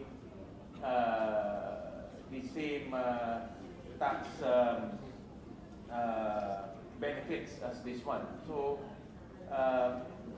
in the private sector, obviously pupunta dito, no? Because they have that advantage. Mr. Chair. Yes, go ahead. Mr. Chair, if I may, with the indulgence of Senator Gatchalian. Please, please, yes, proceed. Salamat, Mr. Chair. Salamat, Senator Gatchalian. Quick interjection lang po. Sabi nga po ni National Treasurer De Leon, benchmarking with INA, gusto niyo pong i-leverage yung initial fund para sana tulad ng Indonesia, may mag-co-invest, matriple yung halaga ng pondo. Pero again, Mr. Chair, may mga importanteng pagkakaiba yung INA ng Indonesia at yung proposed Maharlika Fund. Halimbawa po sa Indonesia, meron silang significant windfalls sa petroleum at saka sa mining na in recent years, nag-shoot up talaga yung commodity prices doon. At saka yung INA, hindi lang kasi yung size ng fund yung naging attractive, pero meron na po silang portfolio ng mga GOCC infrastructure and mining investment projects na even at the time of the launch of INA, meron ng healthy stream of incomes. Pero kumpara sa atin dito, Mr. Chair, wala pa po tayong ganyang portfolio ng revenue earning infrastructure or mining projects for that matter. So just for the record, Mr. Chair, para mas clear-eyed po tayo sa pagkakaiba ng konteksto ng Indonesia noon at tayo ngayon. Salamat, Mr. Chair, at salamat po ni Sen. Gatchalian. Thank you, Senator Risa. I'll jump to another topic, Mr. Chairman, with your permission. I received this position paper of DBT, and I think DBT is here. And there's a suggestion here, and let me just read it from your position paper. The funds invested by the GFI shall carry a zero-risk weight and shall not be deducted from the GFI's regulatory capital in the computation of the applicable risk-based capital adequacy ratio based on BSP manual regulations for banks. It shall also be exempted from any regulatory restriction if invested solely in the MIF. Well, can you explain this suggestion from the DPP? Thank you, Your Honor. Your Honor, bank GFIs are subject to regulatory ratios. And when we invest, it decreases the amount of capital. And when the capital is reduced, then it's possible that we will breach those ratios. And so if it is exempt, then it will not affect our ability to carry out our mandate and lend. So basically what you're saying is if you invest in MIF, it should be risk-free. Yes, Your Honor. But it's not fair because the MIF is not risk-free. Your Honor, if the ability of the bank to carry out its mandate and lend will be constrained by investing in the NIC, then we will not be able to. Yeah, but this is basically what you're suggesting. If I invest in the MIF or put money in the MIF, it should be treated as risk-free, Yes, Your so Honor. that it will not impair my capital. Yes, Your Honor. But the MIF is not risk-free. And that's why we are requesting for the regulatory relief. So in other words, you're finding cover for your investments. Yes, Your Honor. Yeah, but that's not. First of all, that's not fair, no? Because all investments have risk, and you cannot just isolate you from risk because this is an investment vehicle. So there's upside and downside. That's number one. And then number two, assuming this is carried, then it will affect the stability of the bank because you're again not reflecting the true risk of the investment. You're not reflecting the true quality of the investment. Your Honor, the bank has investments which are already considered risk-free as far as we're concerned. Yeah, but for MIF, It's guarantees. For example, Your Honor, the MRT investment does not bear on our capital.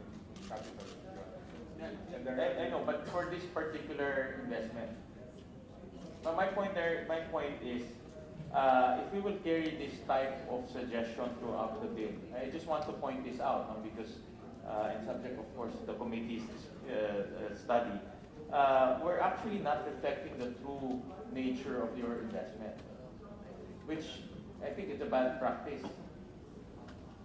Your Honor, Because you cannot treat this investment as risk-free. From what the discussion I heard earlier, there's certain amount of risk involved. Your Honor, with all due respect, the risk is being taken by the MIC, but as far as the bank is concerned, the bank would like to be protected from that risk. Yeah, I know your point. I get your point. No, I get your point. But again, no, this is a policy issue that the DOF took, and I would assume assume that they have consulted the two banks, the two major investors in this endeavor, and you put your money with your eyes wide open, that there is risk involved. Your Honor, My point there is we're also protecting the depositors of the bank. Because at the end of the day, I'm keeping this simple, because at the end of the day, those risks will be transferred to the investors. Your Honor, the provision that we respectfully propose is only for the computation of our adequacy ratios. That this amount that we invest in the corporation not be included when the BSP computes our ratio, our capital adequacy ratios. Will the investment of the Land Bank and the DBP be guaranteed by the MIF or national government? Is there such an arrangement? Your Honor, Section 11 of the bill. For example, everything, not everything, in this type of activity, not everything is rosy. In some cases, we'll have downturns, and are the banks protected? Or is there a certain level of guarantee for the investors? Your Honor, Section 11 of the proposed bill mentions that security or debt instruments issued by the MIC to the CIFs shall be guaranteed by the national government. So who bears the risk?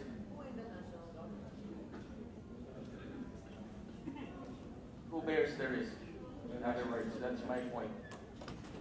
The taxpayers. Correct? Ultimately, it's the taxpayer. Us bears the risk. All of us will bear the risk. So that's the point. We have to be reflective of what we want to do. And this type of funds, and I saw the portfolio, no? Even though the portfolio are, I know this will be managed ultimately by experts, but it's not completely risk-free. For example, investing in infrastructure, it's long-term. The longer the infrastructure, the higher the risk. And we have cases of MRT at one point. They could not pay, and that was very messy. So my point of the matter is, I saw this percentage allocation of investable funds. These are not, even though you can mitigate the risk by hedging from one asset class to another, but it's not completely risk-free. So my point there is we're transferring the risk to the taxpayers, ultimately all of us. And if deficiency will happen, we have to cough up, pump in additional capital to this fund. So that's another point that we have to look at. Who bears the risk at the end of the day? Treasurer, you want to?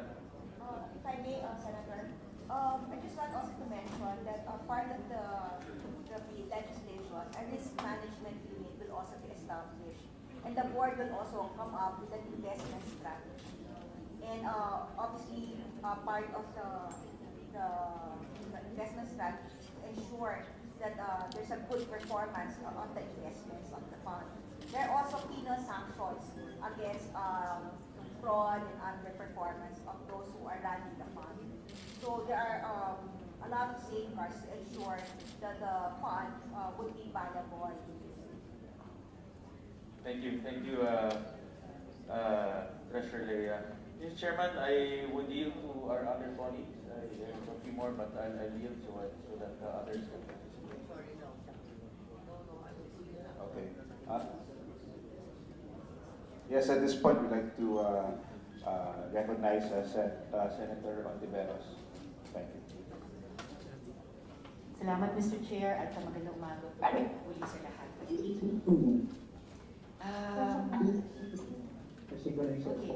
Mr. Chair, for my first question, salamat. I'd like to share what a former president of a bank shared with me recently. Sabi niya, the Philippines has a high level of debt to finance government programs, and no new sources of funds have come into consideration since the MIF discussion started. And because instead of paying debt we are putting up an SWF, in effect, the Philippines is borrowing the money for the Sovereign Wealth Fund. We should, sabi niya, we should perhaps call it the Sovereign Liability Fund, as it is effectively funded by liabilities.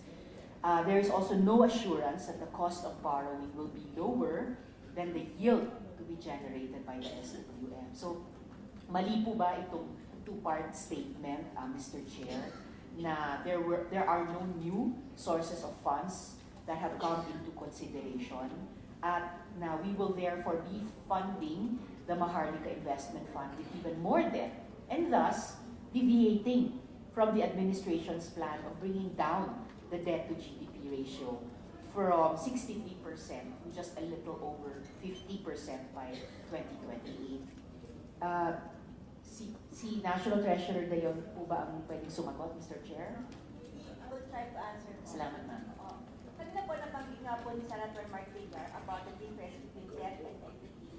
So, isa nga po sa looking into this fund, to be able to attract more equity because then investors will have nga po yung long-term placements sa fund at the same time share in the risk of the fund. So, yun po ang nakita natin. Again, I would cite the example na nangyari po sa other sovereign wealth funds and they were able to generate for investments into the undertakings, particular infrastructure projects, nung pong kanilang mga sovereign wealth funds na ito. So, we see na given that there would now be more funding in the form of equity na papasok, then it can be able to complement some of our infrastructure investments. And ultimately, siguro po, mababawasan na po yung fiscal pressure on the part of the budget because some of these activities can later on be taken up by the fund itself, together with the investments from offshore, even from the domestic investors, like our mga infrastructure funds locally as well. Pero at this point in time po, ma'am, wala pa po yung invest in the fund because the scheme, the structure is not yet there. But of course, they're aware about the draft legislation. But there's enthusiasm on their part na to be able to see how this would evolve and how later on the opening where they can also participate. Yung pag tinayo po yung Maharlika Fund under the current terms as reflected in the bill, ano po yung magiging epekto nun dun sa ambisyon ng gobyerno na ibaba yung debt to GDP ratio natin? Ano po yung projection nyo doon? I think right now, wala pa po yung pang firm projection, but as we see na mas mabababa po natin yung ating mga debt metrics if we have already the fund. Because yun nga po, mababawasan po yung need for us to be able to borrow because some of these can already be infrastructure projects, our mga development projects that we have can already be funded by these co-investments by the fund and other mga global investors who would be participating in the MIF. Sabi nyo nga po, mababawasan yung need natin to take out more debts, take on more loans. Pero sa ngayon, yun yung sitwasyon natin. Sa bisperas ng pagpapanganak ng Maharlika Fund, we are in a situation na we will need to take out more debts. Tama po ba yun? Yes, because we are still, ma'am, alam po yung sa medium, but we have the medium-term fiscal framework already. Now we saw na, we will see na yung trajectory ng ating debt would already be coming down. Had it not been for the pandemic, naka 39.6% na po tayo ng debt to GDP noong 2019. And at the same time, kasi what's a more viable measure ngayon is really on the general government debt to GDP. Hindi lang po yung national government because other parts of the government are also operating on a surplus. So yung mga korporasyon, mga local government, so if you look at that, mas mababa po yung pong general government debt to GDP than the NG debt to GDP. And speaking po of the MTFF, kahit nung tinalakay namin yung medium-term fiscal framework dito, wala pa doon yung Maharlika Fund, di po ba? Hindi naman po siya nabanggit doon, hindi rin po nabanggit sa inaugural address, kahit sa unang SONA ni Presidente. Wala pa po siya sa Ambition 2040. Ano po ba? Sa medium-term fiscal program, but Ang contemplation po namin, just to add po sa sinabi ni Treasurer on potentially lowering the debt metrics. We contemplate po in the crafting of the bill as this one as non-tax revenues. Meaning, if ever po it becomes successful, it would provide additional coffers, additional funds to the national government. And for example po, in one of the TWGs in Congress, and I'd like to address po yung additional concern or question po ni Senator Gatchalian. In case lang po, this is all counterfactual. In case and the MIF has the ability to invest in toll roads. For example, po, NLEX was, when they built on toll roads way back in 2005, it was around 54 billion. Of course, inflation going back. Assuming po, the MIF with the 75 billion invested its whole part of its money to be the one commercially involved in the toll road and management and collection of fees. By 2021 po, that NLEX revenues is around 5.9 billion. In assuming we are only the owner, and the NLEX pay taxes of around 900 million plus. It assumes, for example, 1 billion na lang po, rounding off. So together, if in the current structure of the bill, since accepted siya, the revenue the government loses $1 billion, 1 billion pesos of taxes, but participates in the upside of 5.9 billion. We assume ma'am, we projected we participate in the co-ownership of joint venture in that establishment. So that would translate around 16 million pesos a day. A day po. That just dividing the 5.9 billion annual revenues 2021 divided by 365. That's around 16 million income of the MIF, which the MIF can translate to dividends to the national government. And intention was to at least participate commercially in the potential upside of any commercial business, but at least developmental. I mean, toll roads, railway systems, and roads, highways, and the like. Salamat, Asek Bernabe. So, backtrack lang ko ng konti. Before we get to that point, and dahil mukhang top of mind din po sa inyo yung INA bilang isa sa mga best practices model sa ating neighborhood, syempre, bago sila nakarating din sa ganong klaseng situation, let's just go back to the beginning. Meron nga po, gaya ng nabanggit ko kanina, meron na po silang handang portfolio ng mga already earning na mga proyekto, particularly sa petroleum, sa minerals, pang-attract talaga dun sa mga co-investors. Actually, Mr. Chair, itatanong ko sana ito sa huling tanong ko, but since napag-uusapan na rin, meron na po ba tayong ganyang portfolio of investment-ready, already earning projects? At kung wala pa, paano i-generate ito? Paano i-develop ng Maharlika Fund? Senator, in the contemplation po in crafting the bill, in the discussion po, we recognize that the national government is in deficit. But some of the GOCCs have so-called surplus, meaning investable funds like the land bank and BDB po.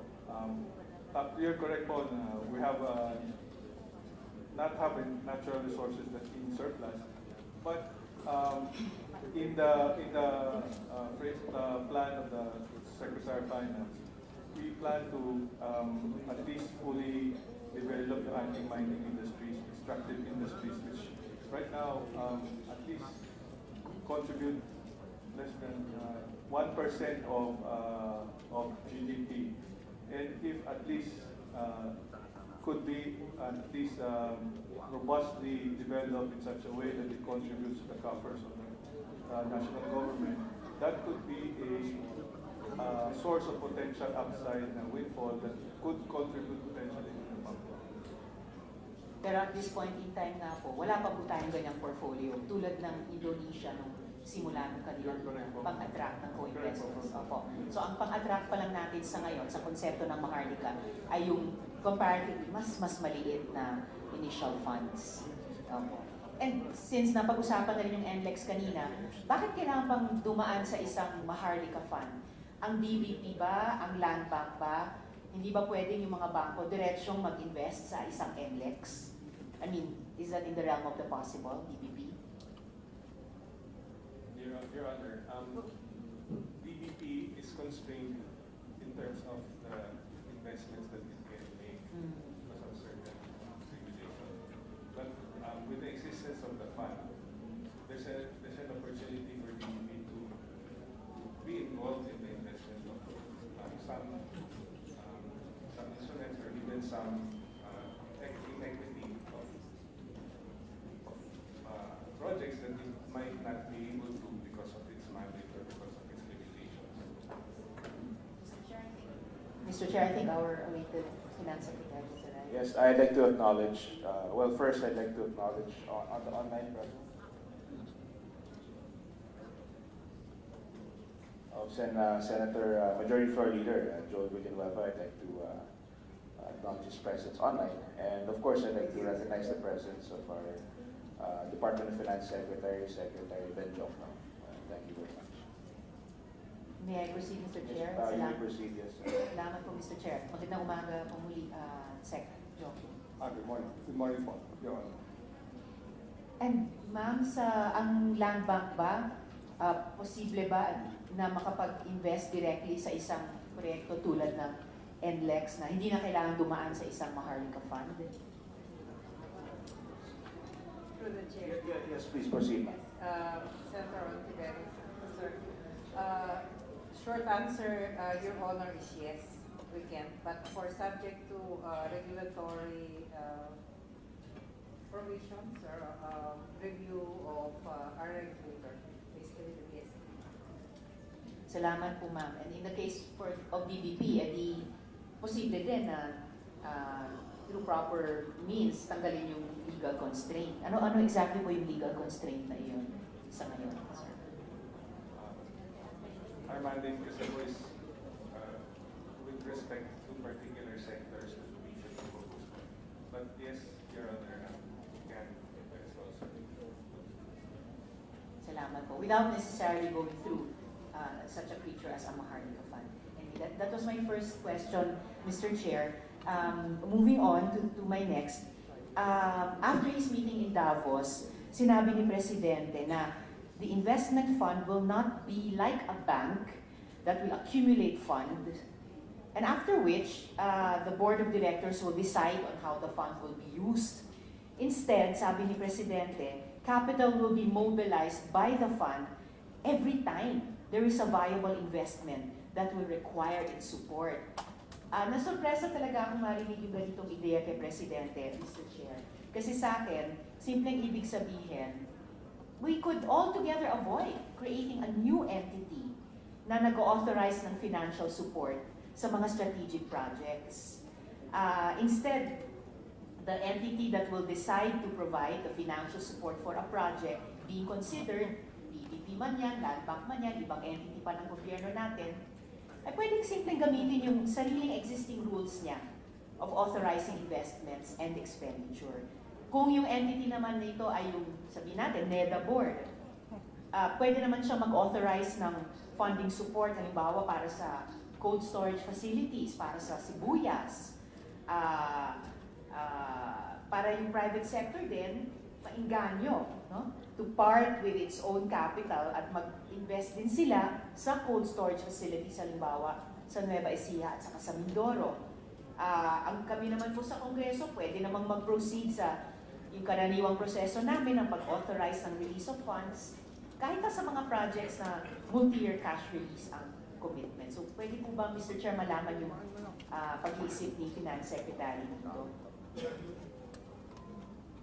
Yes, Your Honor. The purpose of the fund is to widen the options available to the government. So you're right, we can borrow money from the World Bank, we can borrow money from ADB, that will be appropriated in the General Appropriations Act. But when the banks can also invest, but subject to some restrictions on, say, single borrower's limit, on the allowable investment for a particular sector, say housing, etc., etc.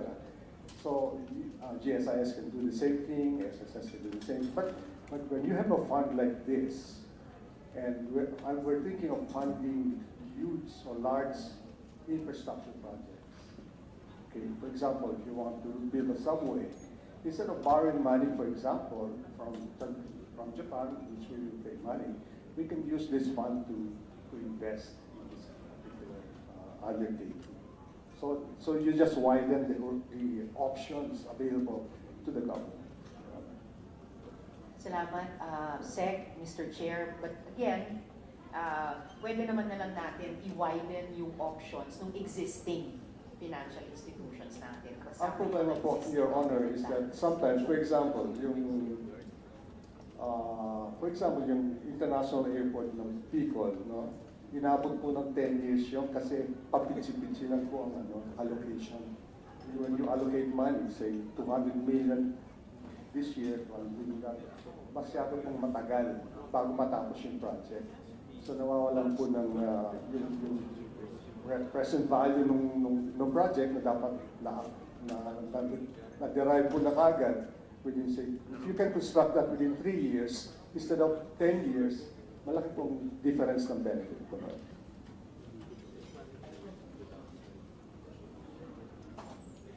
Salamat, Sec, Mr. Chair. Kapag po ba Maharlika Fund, mas mabilis pong mapapatupad yung ganyang mga big ticket projects? Nabanggit nga rin po ulit yung subway kanina. Dun sa pagtatanong ni Sen Gatchalian, sinabi nga na malaki yung at least initial fund na maliit ang Maharlika Fund kumpara sa mga ongoing big ticket projects natin, tulad nga po ng subway ngayon.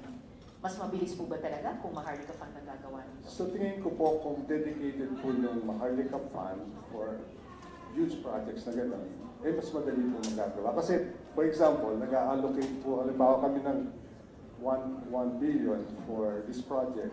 Pagdating po sa Congress, kinakat po ng Congress, no? Na-disrupt po yung mga right of way na dapat nabili na ng kinakat ng Congress, hindi nyo magagawa kagad yun. So yun po, it interferes. Now, kahit multi-year project po, ito tatagal po dahil nga sa it's subject to, hindi mo na-concentrate doon sa objective to have it constructed as soon as possible so you derive the benefit as soon as possible. Can I just take a Yes, minute Mr. Chair. and recognize our Senate President Pro Tempore, Senator Lauren Legarda. Thank you. Please proceed.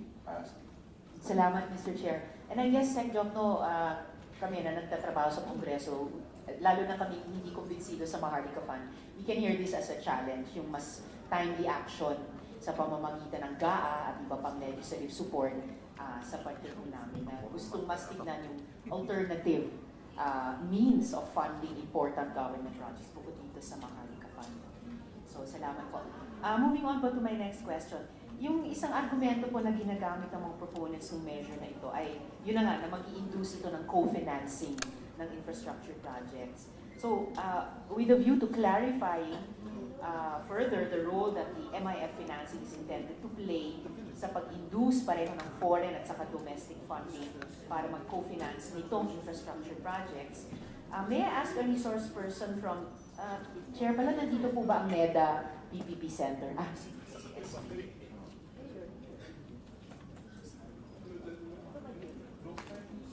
If I can just Yes, Mr. acknowledge Chair. the presence of our Senate President, Miguel Subiri. Thank you. Please proceed. Salamat, Mr. Chair. May buntag sa SP. Chair, nandito po ba ang PPP Center ng NEDA o kaya ang DOE or iba pang infrastructure agencies? Mr. Chair, may DOE ba or NEDA PPP Center or other infra agencies na nandito? NEDA has a representative here, I believe. Yes. Yeah, PPP centers na. Then, Chair, overqualified mag-take down notes, Yusek Edilion. Sige po, just for the record, tatanong ko po sana sa PPP Center ninyo, i-describe yung present modes by which yung project ideas, halimbawa para sa renewable energy na binanggit ni National Treasurer kanina, paano itong mga ideya sa RE ay brought through the project identification and approval pipeline at kung paano ito ginagawang less risky via government promises to bear project risks or via government co-finance. And lastly, kung paano napapackage itong mga proyekto, halimbawa nga RE projects, sa mga special purpose vehicles o SPVs para nga mag-attract pareho ng foreign at domestic equity at saka bank financing. And lastly, ma'am, para pa rin sa PPP center ninyo, hilingin ko sana, siguro kahit i-submit na lang po nila in writing through the chair, i-describe po nila yung institutional innovations, if any. Halimbawa, via describing the limitation of those modes, yung unang binanggit ko po, citing specific projects na presently nasa pipeline pero dumadanas ng delays, at saka paano itong mga present project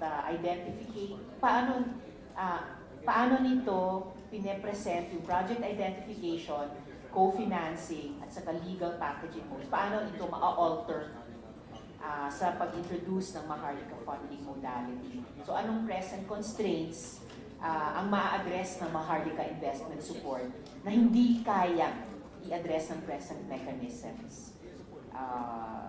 And lastly po, kung DBP nagpo-provide ng cash flow support para sa irrigation or potable water concession projects, nisip ko po kasi, as it already does now, simpleng, pwede na lang gamitin ng DBP yung GAA fund releases at future cash flow mula sa operation ng water facilities bilang collateral. So salamat Yusek Edilion.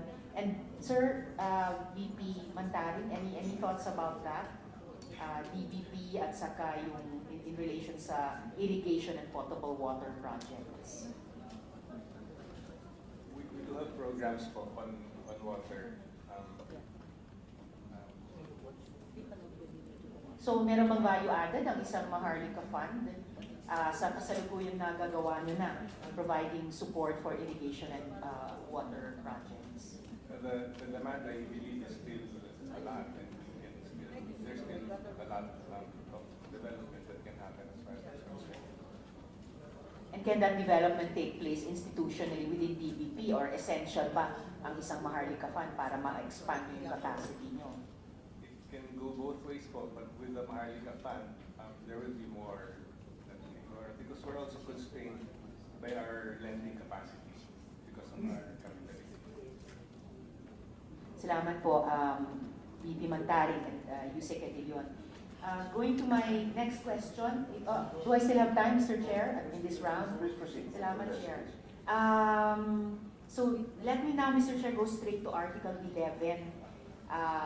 Kasi ito yung isang article natin that really jumps out to me the most. Yung penal provision po, ridiculously napakababa, considering na yung Maharlika Investment Fund mag-handle ng billions of pesos. Ni walang forfeiture ng ill-gotten wealth in favor of government. Walang perpetual disqualification from public office for offenses committed by government officials na bahagi ng MIC board. Likewise, walang provision sa event na yung funds invested ay gamitin sa money laundering. Halimbawa po, sa graft and corrupt practices, ang isang korporasyon na mag-appoint ng intermediary na mag-engage pala sa graft and corrupt practices, mapafine lang siya sa 100,000 to 1 million pesos. Isang director o officer na magtotolerate ng ganyang graft and corrupt practices, mapipinalize ng 500,000 hanggang 1 million pesos. Kabaliktad niyan, sa Plunder Act, enacted in 1991, amended in 1993, ito po tungkol sa pag-amass ng ill-gotten wealth sa aggregate amount ng 50 million pesos, punishable ng reclusion perpetua, 20 to 40 years. Forfeiture of ill-gotten wealth in favor of government and perpetual disqualification from public office. Bakit po napakababa ng proposed penalties dito sa napakalaking ipinapangarap na Maharlika Fund, Mr. Chair? Sino po ang pwedeng... Yes, Mr. Chair, Your Honor, Job that's why we have to go through this process. If you want to propose amendments to the House version, It's going to be up to you and legislators to impose a higher penalty if you feel that a higher penalty is called for. Salamat, Sec. Jokno, Mr. Chair. Of course, we're looking at that considering the Senate bill, our Senate bill. Yes, Mr. Chair. Thank you, Senator. I think thank you for that very enlightening line of question. I think that's a good point. You know, we're trying to balance the penalties from the private sector and the public sector. Of course, at the same time, realizing that you know, this is sort of a hybrid. This is a hybrid format that we're working on. I'd have along the lines of questioning of. Are you I just have a couple more questions after you, Mr. Chair. Okay. I just want quick. I was just curious about pursuing this line about regarding the limitations of the banks. I know that Senator Ontiveros mentioned that earlier. I would like to request if you could maybe specifically give us some of the limitations that you have, so that the public can also be informed about what the advantages of the Maharlika. Because of course banks, like what Secretary, there's a single borrower's limit, and of course, you know, when it comes to your assets, yes, you can purchase asset, but of course, in the way that you manage it is also limited, and in the orientation, when banks buy it, it's with the orientation that you want to dispose of the asset, not manage it for the future, and then eventually IPO. That's not it. So I hope maybe either the Land Bank or DBP can enlighten us on what the limitations are regarding your ownership, acquisition of assets using your funds, and then afterwards you can proceed. I just want to be enlightened at that point.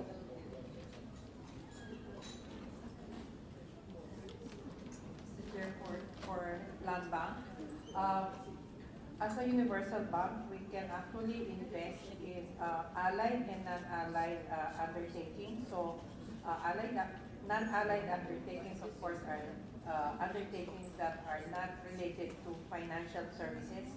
The example given a while ago by Senator Ontiveros are highways, I think, and other infra projects. We can do those. We can invest in those non-allied services, but the risk weight or even our entire investment in both those investments, even allied investments, will be deducted from our capital. And I think that is where my colleague from the DBP was coming from.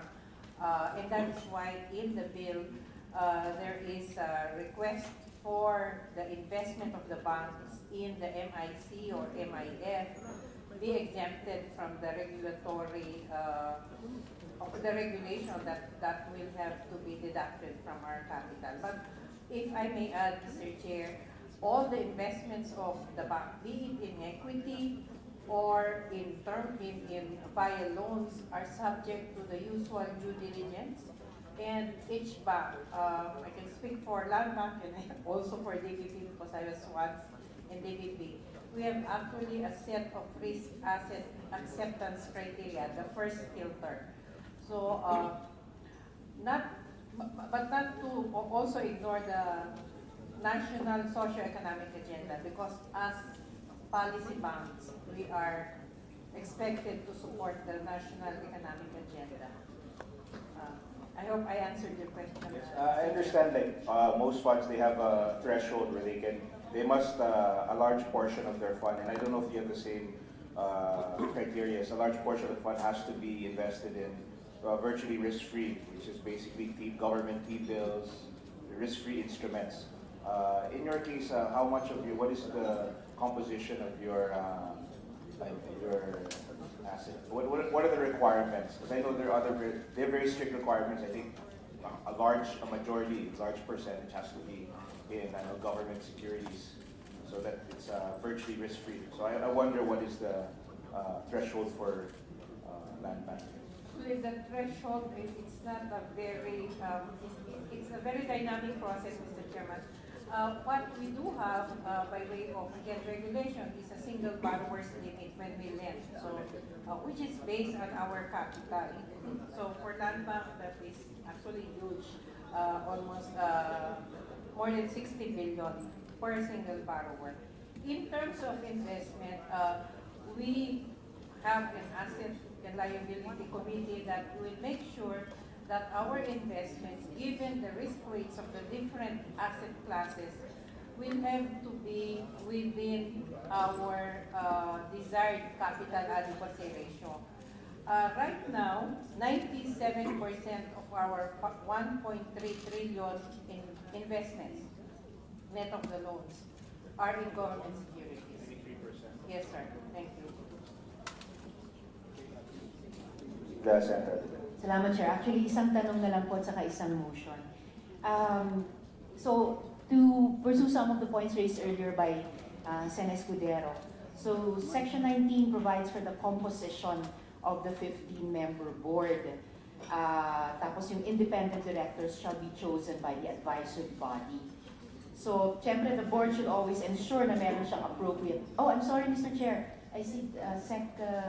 Pangandaman. Sorry, yes. I'd like to acknowledge, take a minute to acknowledge our DBM Secretary, Secretary Amena Pangandaman.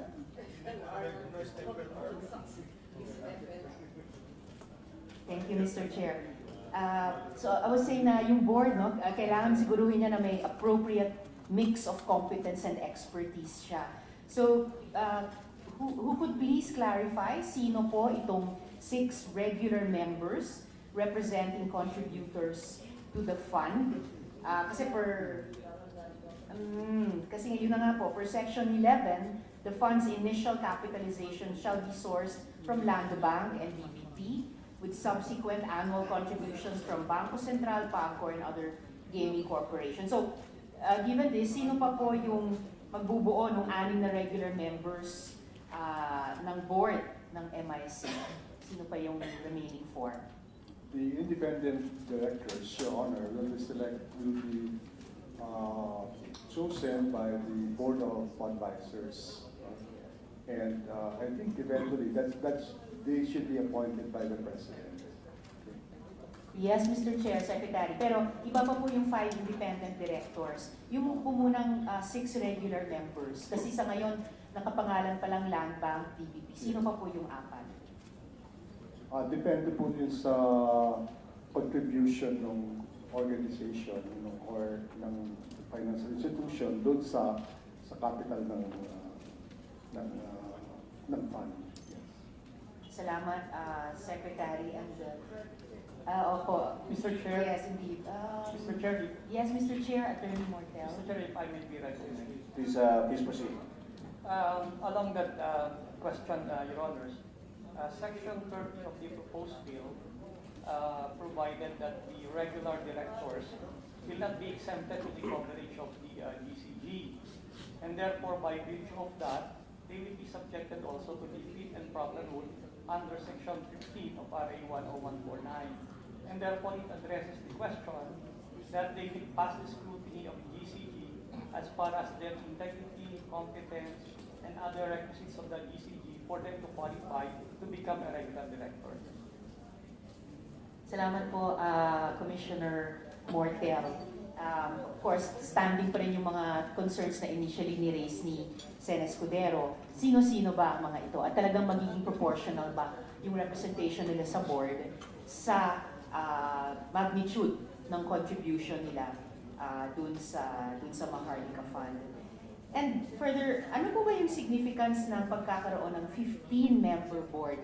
Kailangan ba talaga ng board ng 15 members para sapat at efficiently magawa yung functions niya? Again, turning to the INA na isang best practices model apparently sa ating region, sila nga 5 individuals lang ang board nila as of 2021.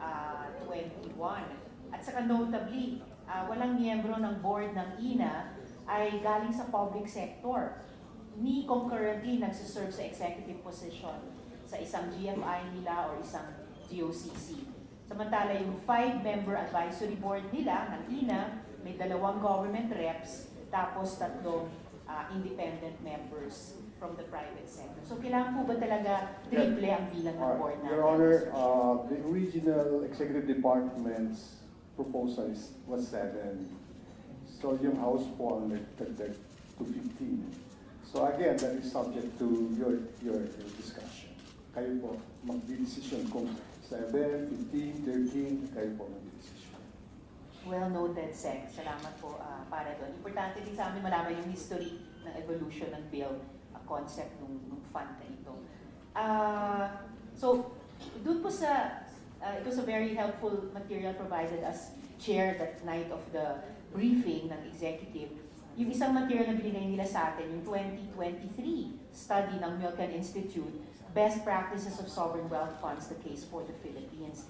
Doon po hinighlight na research shows that political influence in board activities and management can worsen financial performance. So, considering this po, paano yung independence ng board masisiguro para maiwasan ng korupsyon, maiwasan ng politically driven investments kung yung chair, nothing personal, this is institutional, yung chair ay yung ating Secretary of Finance, isang cabinet secretary na kumikilos bilang alter ego ng presidente, at kung yung Bangko Sentral ay regular member din. Notable kasi, at least dito sa Pilipinas, ang ating Bangko Sentral Governor ay chair ng Anti-Money Laundering Council at yung AMLAC Secretariat composed ng full-time permanent employees ng Bangko Sentral. So, paano po napakontemplate ngayon pala yung pagsiguro ng independence ng board given these circumstances, Mr. Chair?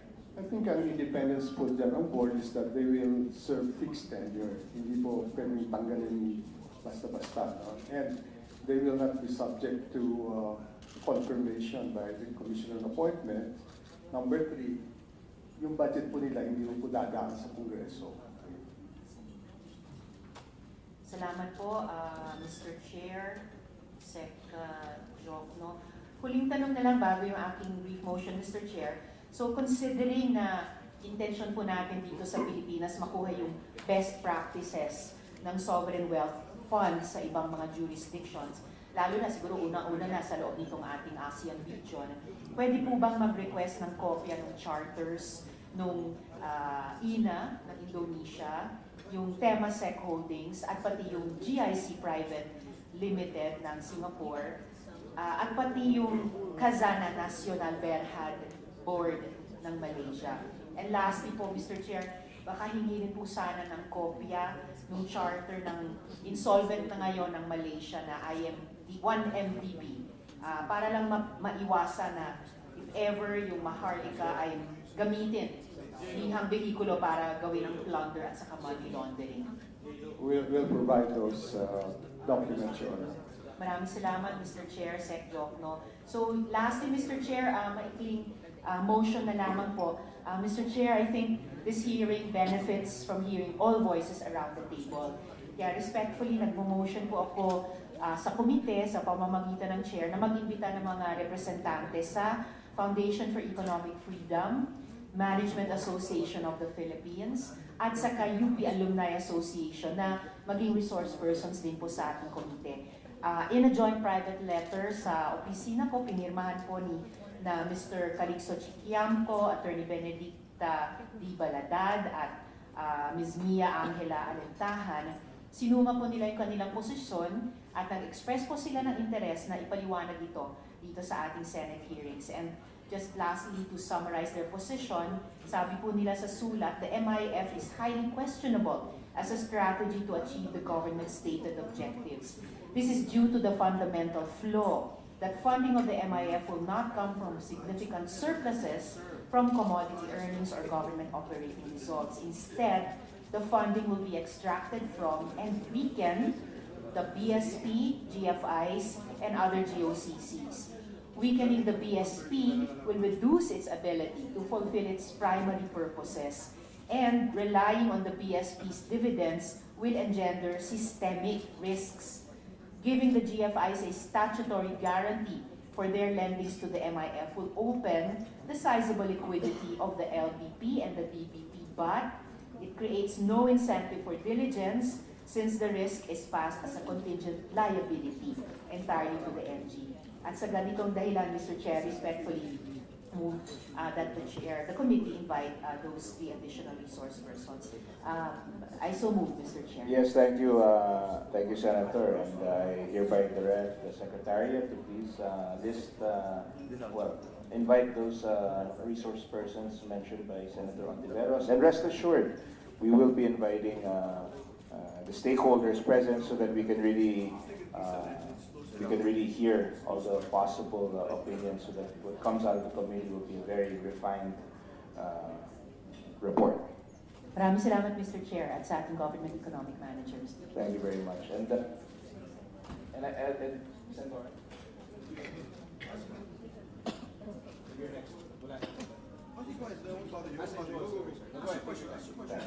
At this point, I'd like to recognize online Majority Floor Leader Joel Villanueva.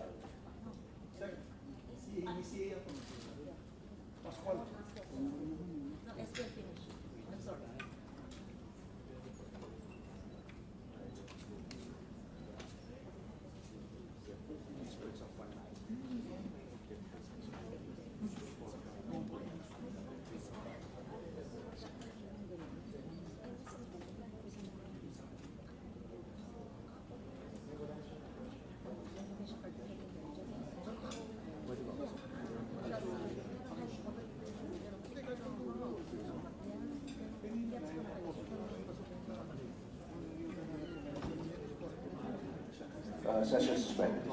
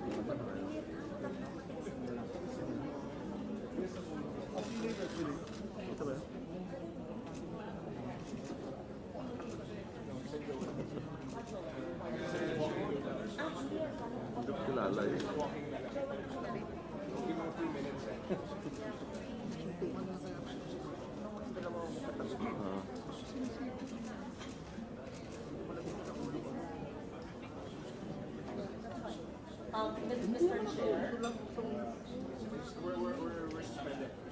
Yeah, can we resume? I just want to make a statement. Session resumed, and we recognize Senate President Pro Tem Lauren Legarda. Thank you, Mr. Chair. Because of the voluminous materials and the briefing the other day, I'm still reading what transpired in the briefing and rereading all the documents here. We also have the CA. I will not ask questions in this hearing, but exercise the option of introducing amendments. And if there is a second hearing, and I'm sure there is, I may ask questions, but for the purpose of this first hearing, I will no longer ask questions. Thank you. Yes, thank you very much, Senator Legarda. And maybe in the next hearing, I'm sure it was not yet asked, they can address the difficulties of, was it the Swedish or the Finnish sovereign fund? Norway. The Norway sovereign wealth fund that collapsed, that had billions of losses. Was that question already asked? Not yet, Senator. It was not yet asked. They may not be ready because it just happened yesterday. They may not be ready to answer it. I want to be enlightened. The difference between the Norway wealth fund and the cost of the collapse on the effect on a first world economy compared to a developing nation aspiring to be upper middle income, according to the president in Levandanor last night, and introducing a wealth fund. So maybe just a matrix of both. So I said I won't ask questions, but instead I have a request from the agencies present so that I understand. So the Sovereign Wealth Fund of Norway, the source of funds, how it was created, how it is managed, the composition of the board, and why it lost a humongous amount, and the reasons, so that we learn from such a country and how we can improve this. Yeah, so the committee hereby directs, perhaps the NEDA would be the best agency to give us some information regarding the recent happenings regarding the Norwegian fund, and perhaps also they can. I asked earlier about the performance of these funds, so we can see, because of course these funds, the market fluctuates, so we have to look at it in a 5 to 10 year time period. So I hope that when we analyze, we look at the 5-year, maybe a 5-10 year horizon, so that we can see the average, the CAGR, the cumulative average growth rate of the value of these funds. So just I hope we can accommodate the Senator, and the Secretariat's instructed to please inform the NEDA and request this for the next hearing, wherein we will invite some more resource persons. So. Since Senator Villanueva is also not here, again, not a question, this is a request. I would like to know again, in their submission that I will study, and I will base my questions on this. The Securities Exchange Commission many years ago had already issued a memo on mandating corporations, the private sector, for the repertorial on ESG. So I would know, is ESG incorporated in the Maharlika Fund? And where in its provisions is ESG taken into consideration? And third request, third request would be resilience. I don't speak of resilience insofar as disaster risk reduction alone, but even resilience in the broader aspect with regards to economic models and financial statistics. So I would like to see in which provisions of the proposed measure is resilience reflected. Number 4, I have a proposed bill which NEDA and our economic team, I believe, fully support. And I would like to pass, this will be passed in this Congress, I hope, because the economic team agrees, and this is the PENCAS bill. And this is a 10-year-old United Nations, policy that the NEDA has been implementing, right? This is the measurement of our natural resource accounting. So I would like to see, since we're crafting a law for the future generations of our country, might as well put in all the concepts that are not in existing laws. So how is natural resource accounting mainstream in the Maharlika Investment Bill? So I will not ask questions. Instead, I have given assignments, requests for my further education and enlightenment. I will summarize. Natural resource accounting, this is not alien to you. NEDA knows what I mean. I have a pending measure. Number 2, the Norway Wealth Fund, which collapsed. I'm sure you know that. It's in the news for the past 48 hours. So a matrix so that we are educated and we don't fall into the same pitfalls. Third, resilience. And then after I've read all of those materials, I will exercise my option to be enlightened, educated, and ask questions if need be, and propose amendments to the bill. Thank you. I truly appreciate the economic team and financial managers and technical experts who continue to help us not only with our annual budget, but in keeping our economy afloat and robust. Thank you. Thank you very much. So I think your homework is, I hope you took down your homework, and I hope you can please we can satisfy Senator Lauren. I'm sure you will give very robust answers to her queries. I guess we will submit, Mr. Chair.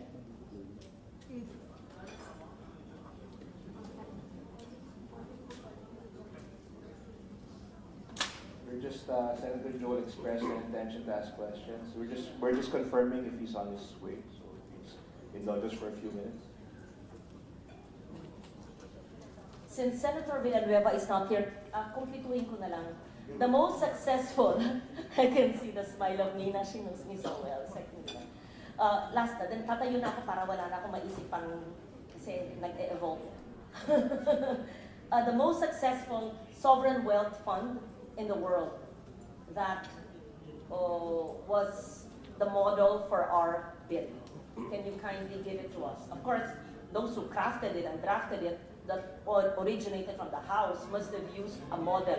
So what is the most successful sovereign wealth fund that we patterned our bill after, and perhaps we compare the economies of both countries, our Philippine economy and the economy and the country of that sovereign wealth fund that we patterned after.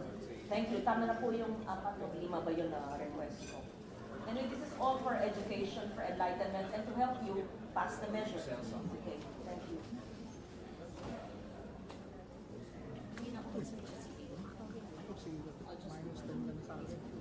At this point, I think we'd like to recognize Senator Angara, who's online.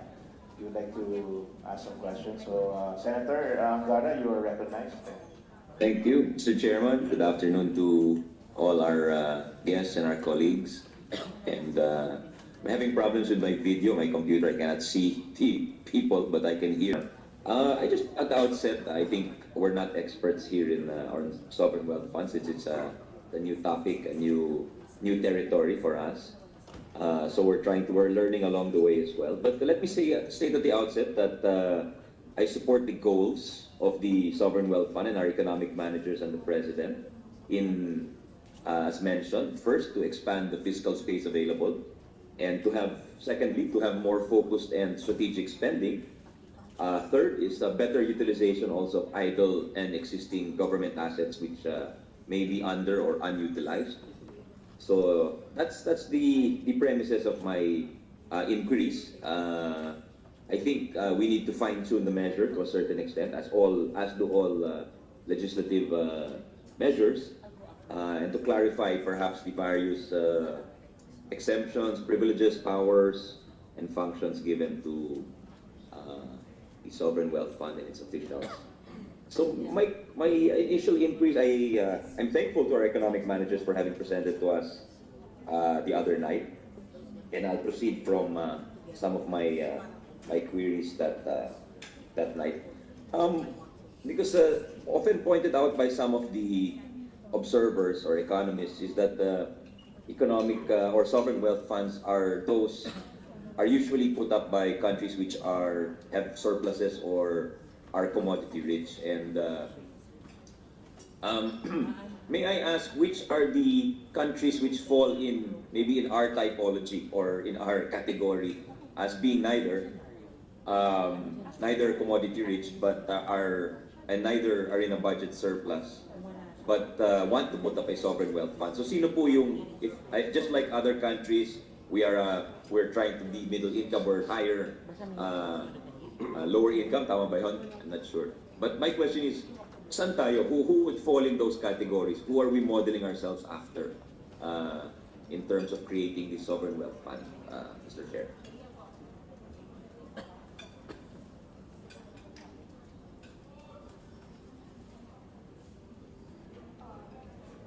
Senator Angara. Yes, hi. Good afternoon, Treasurer Leah. Yeah. Go ahead. We touched on this. We touched on this the other night, but we weren't really able to explore it in detail. So, right now po, what we can cite pa po, and the example that we gave is yung po China, yung investment authority. Right. So we know Indonesia, they're operating on full deficits, no? So meron po silang current account deficit, at the same time, yung po budget deficit. But still, they were able to establish po sila ng sovereign wealth fund, and at the same time, in terms of cash resources, nag-infuse po ang government na around $2 billion. And then, yung po the rest to $5 billion are yung mga shares ng either government-owned and controlled corporations. So yung po naging seed funding for China. Right. How about in terms of, di ba may Indonesia is mineral rich, and I think they have oil also, no? Yes. How about those? Did they also use those? I think. Or are those the basis for the government corporations who contribute to this fund, as you mentioned? mentioned? Some of their corporations, which which are operating based on their natural resources, particularly on the oil reserves, yun po yung contribute nila sa So of the 5 billion, how much would you attribute the 5 billion you mentioned that's contributed by government corporations? Magkano ang resource base would you say? I would say siguro sir mga $2 billion of the 5. Fine. And how would you categorize or saan ang galing naman yung 3 billion, the remaining 3 billion? Yung pong 2 billion, yung pong national government from their budget. The other 1 billion, I'm not really sure kung which particular natural resource came from, but maybe we can get back to you na po. Sure. No problem. We just want to really kind of bone up on the research on this since it's a new topic. So no problem with that, Treasurer. Please come back to us. And aside from Indonesia, who again, yeah. Another example po na based on what we were able to, the information we got, yung pong India, they have the National Investment Infrastructure Fund. So it's a development fund, yung pong source of capital, budget appropriation, ang initial cost, 3 billion, and then you have assets under management of about $4.3 billion. Nung pinan po yung 2015, they were operating again also on a fiscal deficit about 7.2%, and they also had their current account deficit of 1.1%. Okay. Magkano, what's the value of the Indian fund now? Well, again, if you don't have it on hand, can you just furnish us the... Assets under management is about 4.3 billion. Okay. And how old are these funds, the Indonesian and the Indian funds? Yung pong si Indonesia, they had yung pong the law passed 2019, I understand, but they only started operating in 2021. Okay. So it's very new actually. We're using a new fund to kind of be our inspiration or example. How about the Indian fund? 2015. So what's the average return of the Indian fund in the years since? The information on that, can we refer to you lang sa... Yeah, certainly. You can, Mr. Chair, just maybe if the Secretary could help take note of the... Yes, actually, they were. We requested those for the funds for the next, so we can. They committed to the NEDA will help get the information for us. Thank you, Mr. Chair. So, Treasurer Leah, any other funds to your knowledge? Another one, last one na to, sir, ha? Opo. More time. Vietnam po. Vietnam, okay. 2005, ang source rin po is budget appropriation. Initial capitalization was $315 billion. Now, it's grown to $2.4 billion ang asset under management. And when they established the fund in 2005, ang fiscal deficit po in Vietnam was 0.95%. They were also operating on a current account deficit. It's about 0.77%. Okay. Ang debt nila, sir, can I just mention, ang debt nila at that time was 28.7% of GDP. In the case of India, in 2015, it was 69.1% of GDP. Right. What is Vietnam? How's Vietnam doing now? Because they've gotten a lot of foreign investments since then. So I suppose their budget situation has changed substantially. Yes, sir. But yung pong ano lang, the point na even when they were operating on the deficits, they managed to establish the fund. Got it. Right. Okay. That's a good point. So who are the most successful sovereign wealth funds? We're aware, again, I'd like to be educated. I'm aware of the GIC and Temasek of Singapore. Then we have the Norwegian fund, which was mentioned by Pro Tem Legarda, but which was also in the news for having lost over $100 billion. So you have any information on that, on the Norwegian fund? Sir, yes, we will, I think that was an assignment from Senator Legarda that we will get back. Yes. But do you have anything at the moment?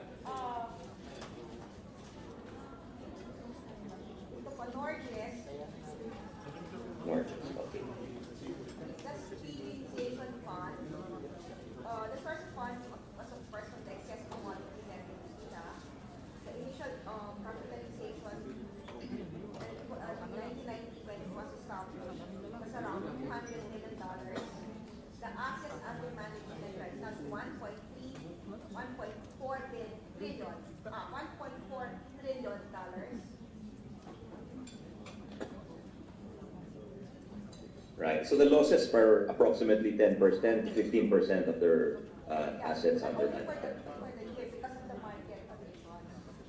Right, right. And are these paper losses or actual losses, as in they liquidated their holdings already?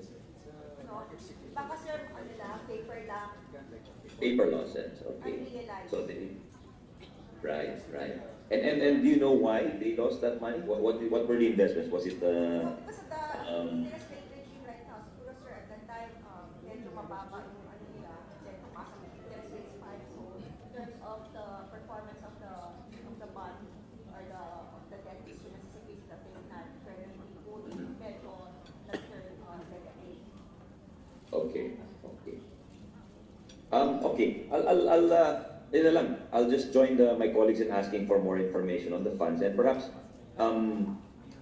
where can we be categorized there, and what were the success stories and the best practices of some of these funds when they were being established, and these are some of those which we may seek to emulate, because we're not similarly situated as like the Middle Eastern countries who have some of the biggest sovereign wealth funds, no? Mr. Chair, I'm concerned about the accountabilities because earlier Secretary Diokno mentioned how the funds will not be politicized and the safeguards and mechanisms for that. But I'd like to go to the other side of the coin as to the accountabilities. How can we ensure accountability to prevent or to punish or penalize wasteful or inefficient spending? Yun ang tanong ko po, Mr. Chair.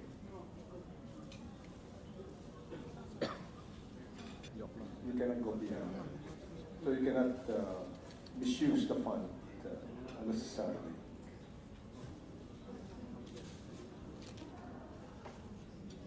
But what about how about for wrong decisions in instance ways or decisions which resulted in losses? What is the recourse in those cases?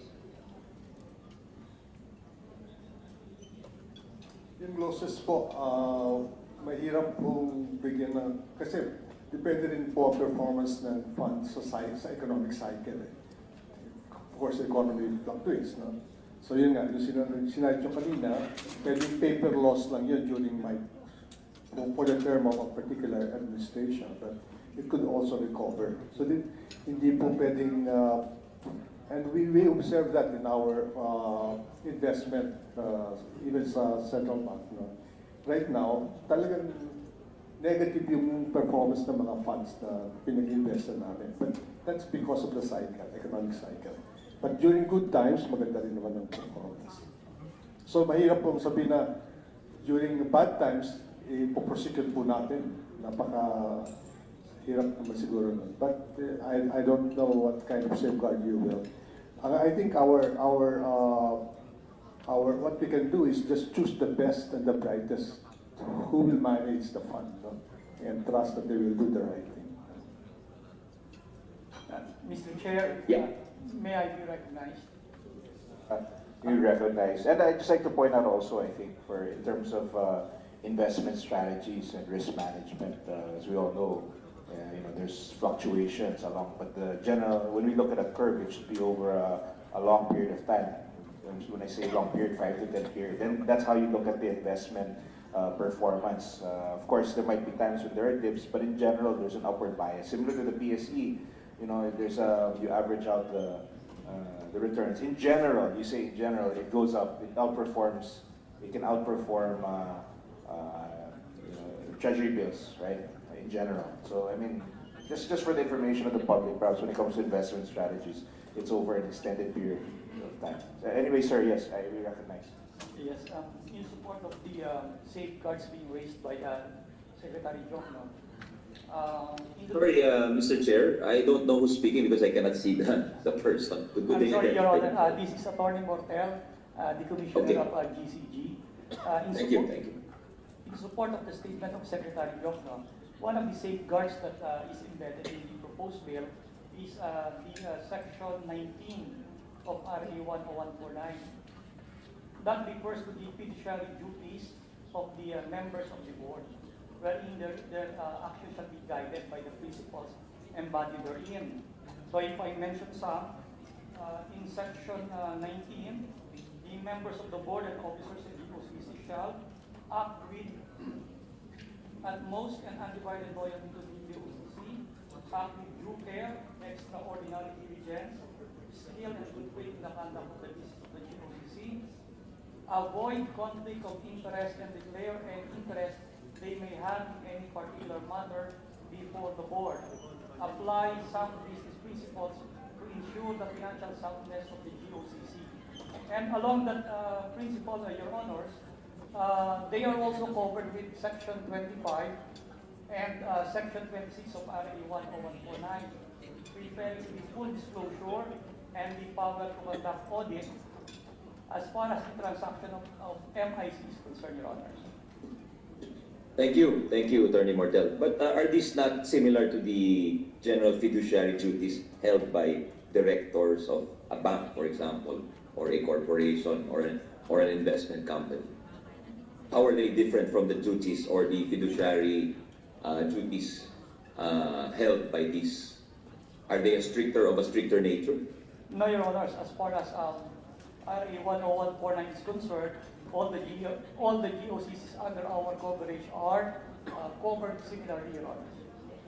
Okay, so hindi ba dapat mas matindi yung safeguards dito sa MIC or MIF precisely because you're handling huge amounts of public money, which is not the case with some of our more, no disrespect to them, more minor GOCCs.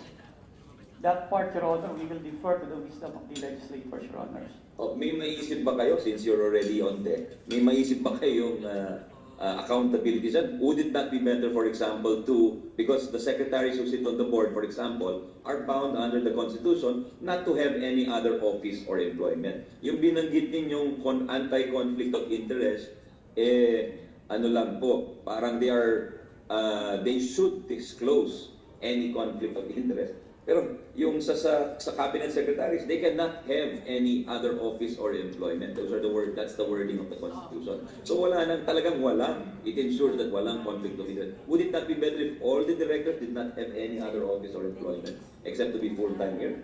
I'm not saying that's what I want, but since we went down that road, hindi ba ganun mas matibay yung ganong klaseng panukala? We submit to the wisdom of the legislators. I'm asking your opinion because you're preferring your opinion, so I'm asking for your opinion. Your Honor, as far as this representation is concerned, it is to the best interest of the government to always protect its state's ownership, Your Honor. And along that principle, we do agree that we have to put up a stricter measures, Your Honors. Okay, so I'm going to ask for the recommendations of the GCG and the OGCC as to safeguards for accountabilities, Your Honor. Because, when under the Constitution, when public monies are paid out of the national treasury, it is pursuant to an appropriation based on law. So there is a built-in accountability, and representatives are elected by the people. So how do other countries do it? How do they make sure that, aside from what Secretary Jocto said, and I agree with him, that we appoint the best possible individuals with the best possible reputation. So you have the reputational collateral as an additional safeguard. Pero ano po yung in addition to that? Because yung binanggit po na fiduciary duties, that's present in a lot of corporations, and yet we see a lot of corporate misdeeds despite all of these duties. So yun ang point ko, Mr. Chair. Can anyone address this in addition to what's been said already? Maybe, Your Honor, you can require for the independent directors that they divest of any interest. If you're an independent director, that's a possibility. Okay.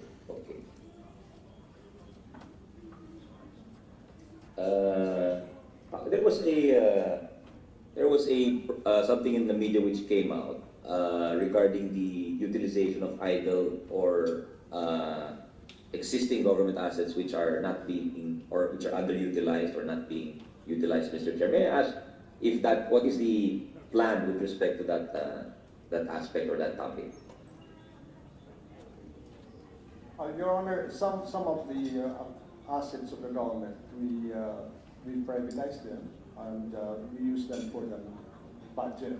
Okay? But some assets are not listed among those which we use for the budget. For example, yung Milo Island, yung sa Makati. Milo. Yeah, pwede po natin gawing source of this fund. For example, we can sell it all together. Meron mga power plants or power, like yung Caliraya, we can sell that and we can use it as part of the year. So it's also, if you remember, kung sana po, kung had we used this before, yung sa Malampaya proceeds, that's around 20 billion eh. Nasayang lang po yun kung saan napunta po yun. Sana nagamit natin as part of the wealth fund, hindi ho ba? Yung mga ganun. And we are, of course, we are opening up the mining sector after closing it for more than a decade. I think the proceeds of that, the royalty from the mining sector, part of that can also be used as part of this Malampaya. Those are the various sources, Your Honor. Yes, can we ask for a list of all these assets that are being considered to be either sold? Yes, sir. We will provide the list of these assets. Thank you. Are the, for instance, the real estate owned by the government abroad, for instance, is that part of the pie that's being considered, Your Honor? Well, at the moment, we're not contemplating on using them, Your Honor. Yeah, no, because I understand, don't we have real estate in New York? That's very valuable. Are we using all of that real estate, for instance? We have a building on the Fifth Avenue, and there's another residence somewhere in New York. And in Japan, we have 4 properties, so we might consider them, but I don't know whether we are going to sell them at this time. Maybe we can Sen, if I can just interject, Sen, it's an interesting idea where you sell idle assets and put them into investments that give recurring income, rather than selling them and just using them for government spending. That's a very We have on Annex 2 a summary of government assets for disposal. Yeah, maybe we furnish with that, Secretary, please. So I think that's all for now, Mr. Chair. Again, we reiterate our support for the fund, but the need to really fine-tune a lot of the provisions in the coming meetings, Mr. Chair. Thank you. Mr. Chair, if I may just... Yes, USEC. Rose Villano. Yes, please introduce for the benefit of the Senator. Yeah, this is, hi Senator Angara, this is Rose Hi, USEC. USEC from NEDA. Just to yes. add to the conversation on the Norway Sovereign Wealth Fund, actually, the chair is right that we have to look at it over a longer time period. Because if we look at the past 10 years, there were 2 times that this fund actually had a negative return, so nagkaroon losses. And the first one was in the global financial crisis. And then yung very latest one was yung last year, no? But over that period of 10 years, 12% yung kanyang average return, even counting the losses. Very good. Yeah. That's a good. I think that's the way. That's the correct. The chairman is correct. That's the way to view these funds, because in business, in the equity markets, it's really an up and down. So you cannot use a bad year as the gauge. And yung losses nila last year, it was really a combination of the war in Europe, the high inflation rate, and the high interest rates. So that really resulted in the losses. Yeah, Right, but I think it's still necessary to look at what they invested in. Yes. Like I understand the Singaporean Wealth Fund lost money in Bitcoin. So we really have to look at the riskier investments, and perhaps maybe place a cap on those riskier investments going forward. Yes, thank you, Mr.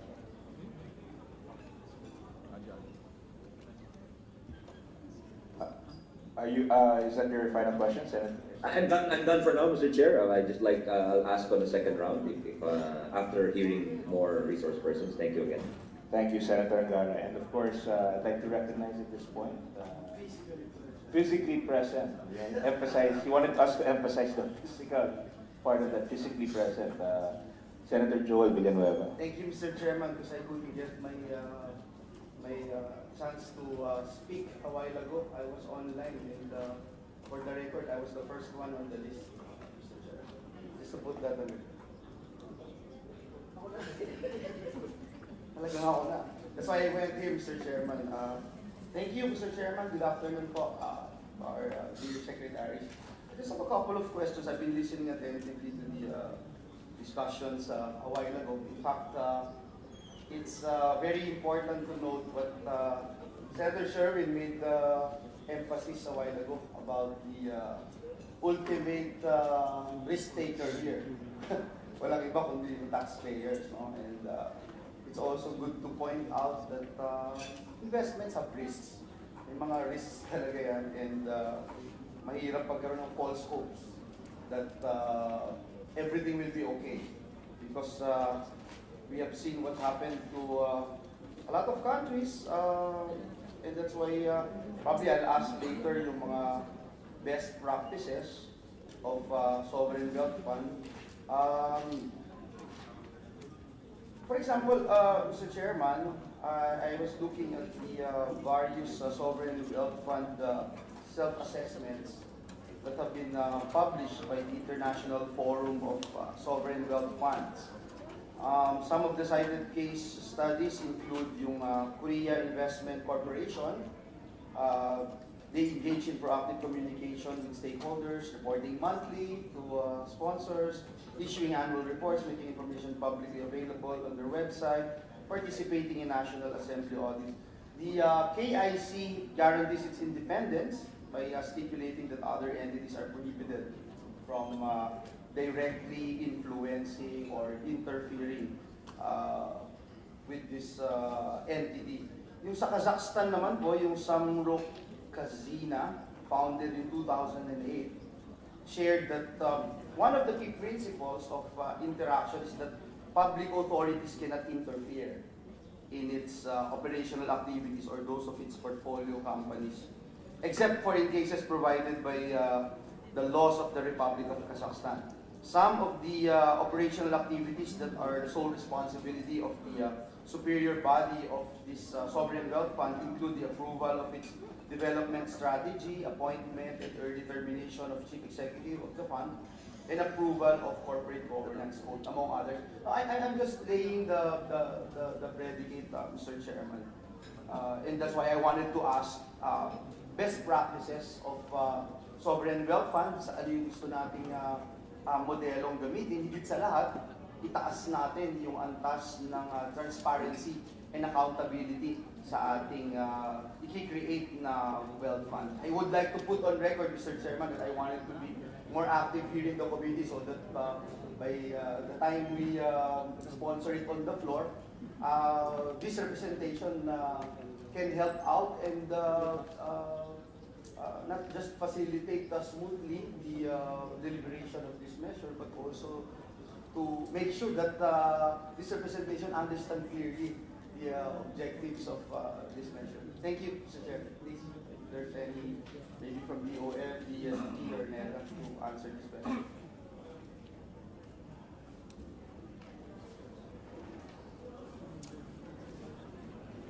Yeah, Senator, yeah, ano po?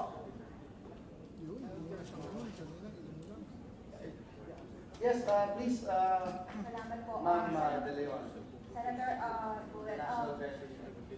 so, in between po, when we had legislation, we've been consulting with po yung mga multilaterals, and also, yung like, for instance, before some American Institute, and in fact, we also have resource persons na coming from Temasek, from INA. Now we've had seminars and discussions. So, and even these are the practitioners also of those institutions. We also have resource persons locally who have also been very generous in their time to provide information on how these sovereign wealth funds are also being run. So, isa pong one thing that they have also mentioned to us in terms of the best practice, yung pong mga earnings before, yung mga sovereign wealth funds na na-accumulate during the previous ano po, administration sa mga funds na yun, hindi po matatouch. Yung po magagamit lang po nila would be what they have earned. So, and if ever that they would want to use some of the resources na earlier na accumulate, you would have to go and request for the approval ng Secretary of Finance. So, meron po mga ganung mga best practices and measures to ensure to insulate po yung resources that have been accumulated para it could really be put to good use.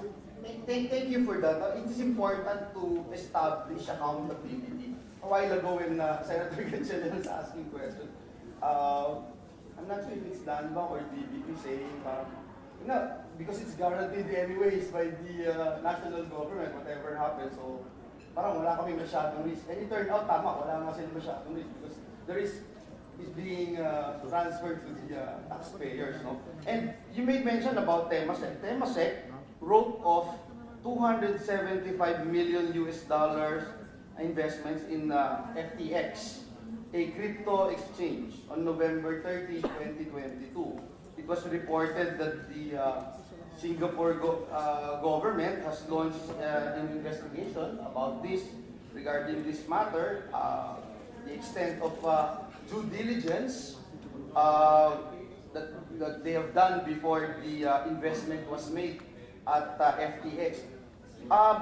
Yung recent report naman po ng international media, January 31 ito, Mr. Chairman, very recent, mainit-init pang balita, yung Norway Government Pension Fund Global lost a record of $164 billion, citing that the market was impacted by war in Europe, high inflation, and rising interest. So again, just to put on record, Mr. Chairman, this is not a simple law that we can just go away with mechanisms in order to protect the interest of our people, especially our taxpayers.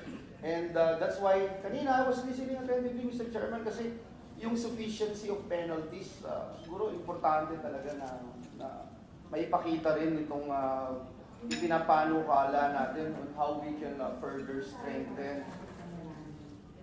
kala ko may party line, to deter yung mismanagement, no, and mishandling of funds. Kasi tinitignan ko po yung penalties dito enumerated in this bill as presently worded. Imposition of fines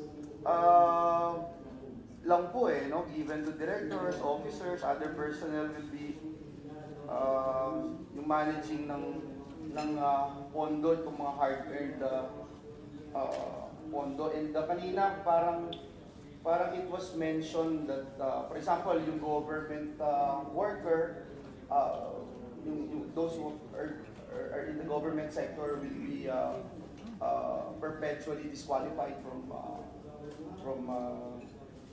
holding public office, no? Isa pa, Mr. Chairman, yung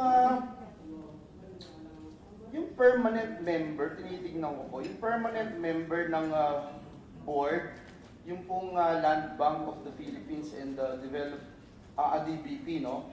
But there's a mechanism under the bill to exit after 5 years. So what if yung Land Bank at DBP ay mag-exit? Will they still be members of the board? Kasi if we put this, Mr. Chairman, under the law, then we need to amend the law again to take this into consideration. I hope it's clear, Mr. Chairman. So I wanted to ask that question, Mr. Chairman. Let me answer that. Yes, please, Secretary. Siguro balansyado dapat yung bill. Mahirap naman na lalagyan mo ng katakot-takot na restriction, no? Kasi ang idea talaga dito is that there is a risk management unit. Doon nakadepende yung decision ng board, no? Yung risk management unit, siya magre-recommend ng mix of investment. So, halimbawa, meron kang 100%, no? Siguro, you can set aside 5% for risky asset at higher return, 25% for this kind of asset. So, depende yun, no? I think it's difficult at this point na tayo ilalagay natin na gano'n. So we have to respect the decision of ganun. Kasi otherwise, baka, Yes, I understand that. Oh. Because after the bill becomes a law, lahat po ng pinag-usapan natin dito will be part of the law. No? So Correct. Oh. maganda po na tulad yan, binanggit niyo po yan. Yes, we don't need to put kaya baka yung sa nangyari ho sa Temasek, IRR din. siguro meron silang ganung part na pwede sa risky asset, kaya doon nila nilagay yung mga Yung high cryptocurrency, gano'n. Yes. Pero siguro naman, in relation to the May whole... risky, extremely risky, tsaka severely risky. Correct. So in terms of, in relation to the whole asset, baka naman konti lang naman yun. But meron pong accountability, meron oversight committee ito. You can call the fund to a hearing. Ganun. Meron oversight committee. That's actually what I wanted to drive at because ng Kamara at Senado. So meron pong internal auditor, meron external auditor, subject to COA, and then meron pang oversight committee. Yeah, can I go before I something came up to my mind about the auditor. Yung pong sa DBP at Land Bank, yung binabanggit po natin na yung mekanismo that pwedeng mag-exit after 5 years. Kung mag-exit po yung DBP at Land Bank, will they still be part or still be members of the board, Your Honor?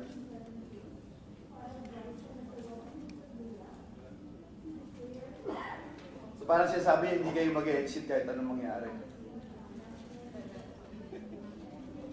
Again, I'm sharing this point because if it happens, if we put this under the measure, then we need to amend the law again to take this into consideration if it happens. Your Honor, can I respond? Yes, please. Yes.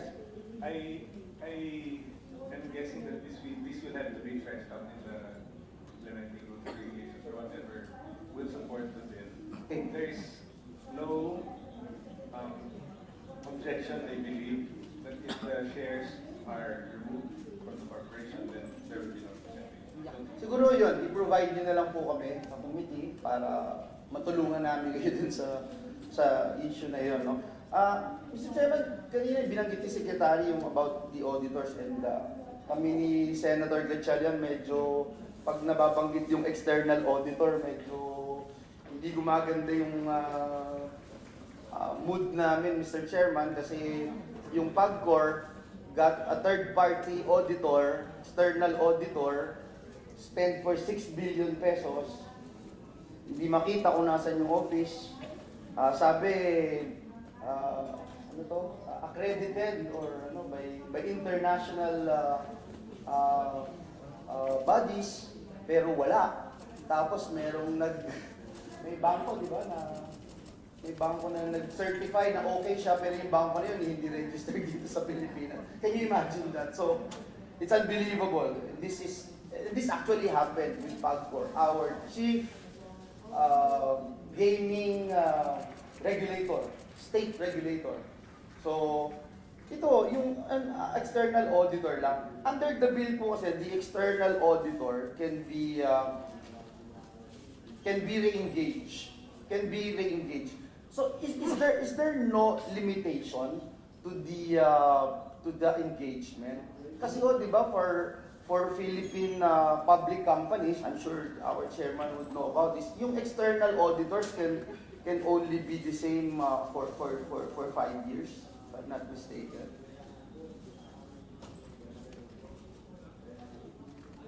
We can adopt the same what we have right now for the private sector. So you agree that we can adopt the same? It's our best practice right now, for sure. You mean, yun yung ilalagay natin? Yes. Okay, sige, thank you. So you have no... Pero, of course, subject to the review of the performance of the auditor. Definitely. Kasi dito po, sa... Where is it? Nasa... Section 39, engagement of an external auditor. The Board of Directors shall engage for each accounting period or as soon as practicable after the commencement of the relevant accounting period, an international recognized auditing firm to be the external auditor of the fund and to audit its financial statements. External auditor shall be engaged annually, be eligible for re-engagement, and hold office on such terms and conditions as are determined by the Board of Directors. So okay sa inyo na lagyan natin ng, yung sinasabi nyo, it's been the practice yung 5 years. Okay, thank you, Mr. Chairman. Yung Section 11 po, Mr. Chairman, sabi mo dito, the founding GFI shall be entitled to prudential and other regulatory reliefs as may be determined by the BSP to promote financial soundness of these financial institutions while contributing to the overall objective of the MIF. Yung Section 11 po also provides that the yun nga po, no, yung other regulatory reliefs as may be determined by the BSP. So how much will the Land Bank and DBP be able to invest without such prudential and other regulatory reliefs? Your Honor. Kasi parang yung last, correct me if I'm wrong, yung sa DBP, they can only invest parang 400 million without regulatory relief. I think was mentioned last night. Yes, Your Honor. That's without the relief, we can only invest 400 million this time. So how will be able to invest without such prudential and other regulatory reliefs? Your Honor, I mean, will this role, ano po, will this role, I mean, would raise, binanggit natin to nung last meeting natin, competition issues?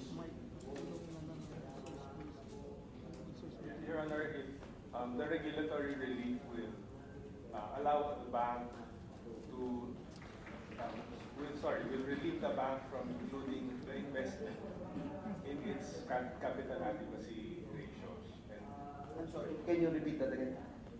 Medyo malakas po yung, mas malakas po yung naririnig namin dito, sorry, sa likod namin. Kindly speak louder and turn on your mic.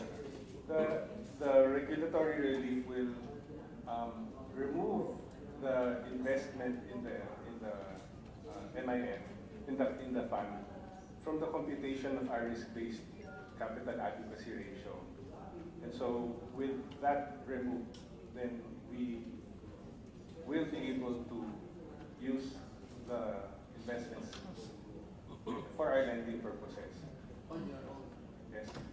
So that it constrains us from doing that. And without the regulatory relief, if we put in the investment that is being asked of us, then we will breach the regulatory ratios. Yeah, and then that's my point. Kasi parang meron kayong special treatment. We were with the, was that YPO yesterday?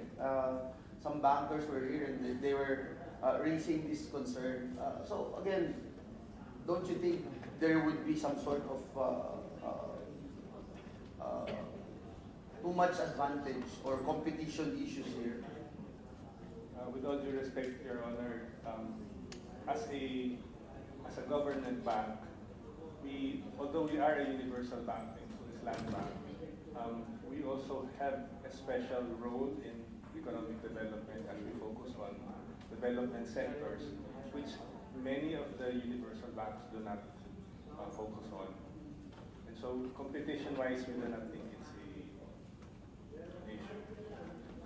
I raised it, Mr. Chairman, so that it will be on the record and that we wanted to represent other stakeholders in this particular matter, Mr. Chairman.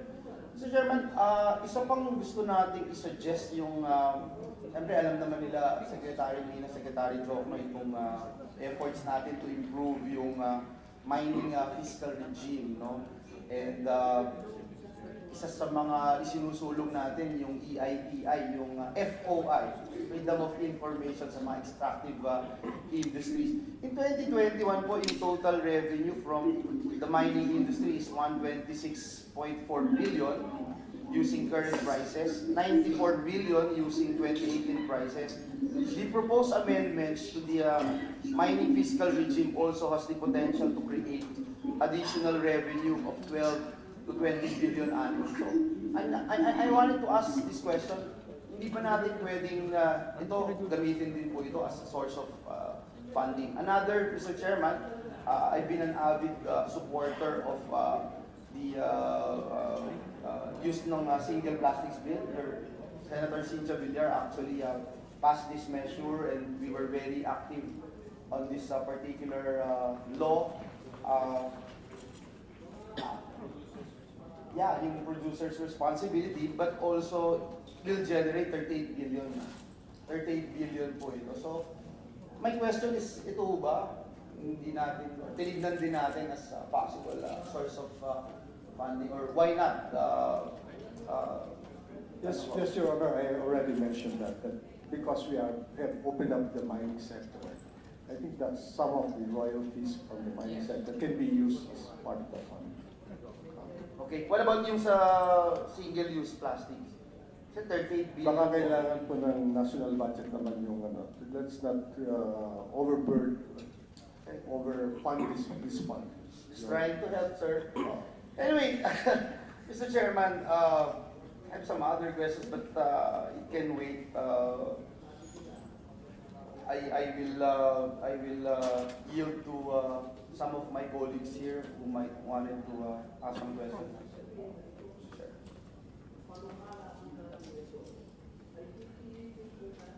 Honestly, Mr. Chairman, I also invited in this particular event.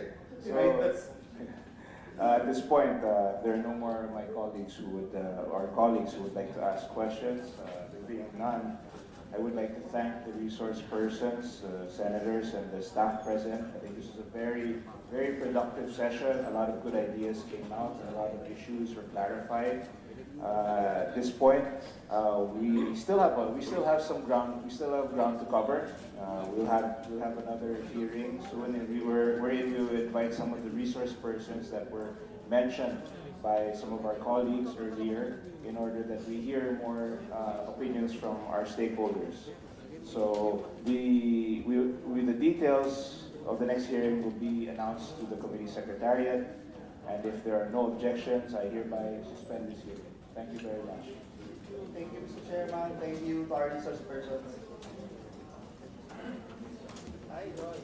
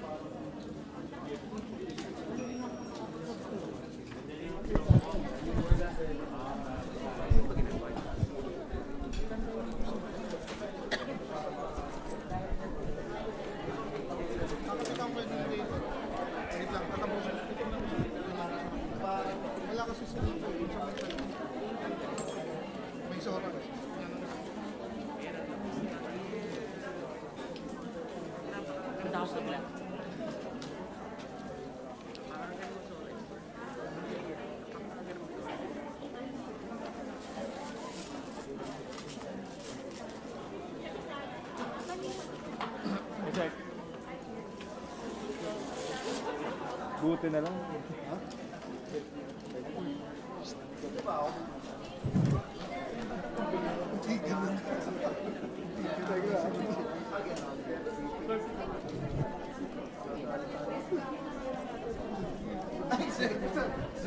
Yung Lehman Brothers, walang ano yun, dire-diretso, kaya magandang lagyan yung 5G.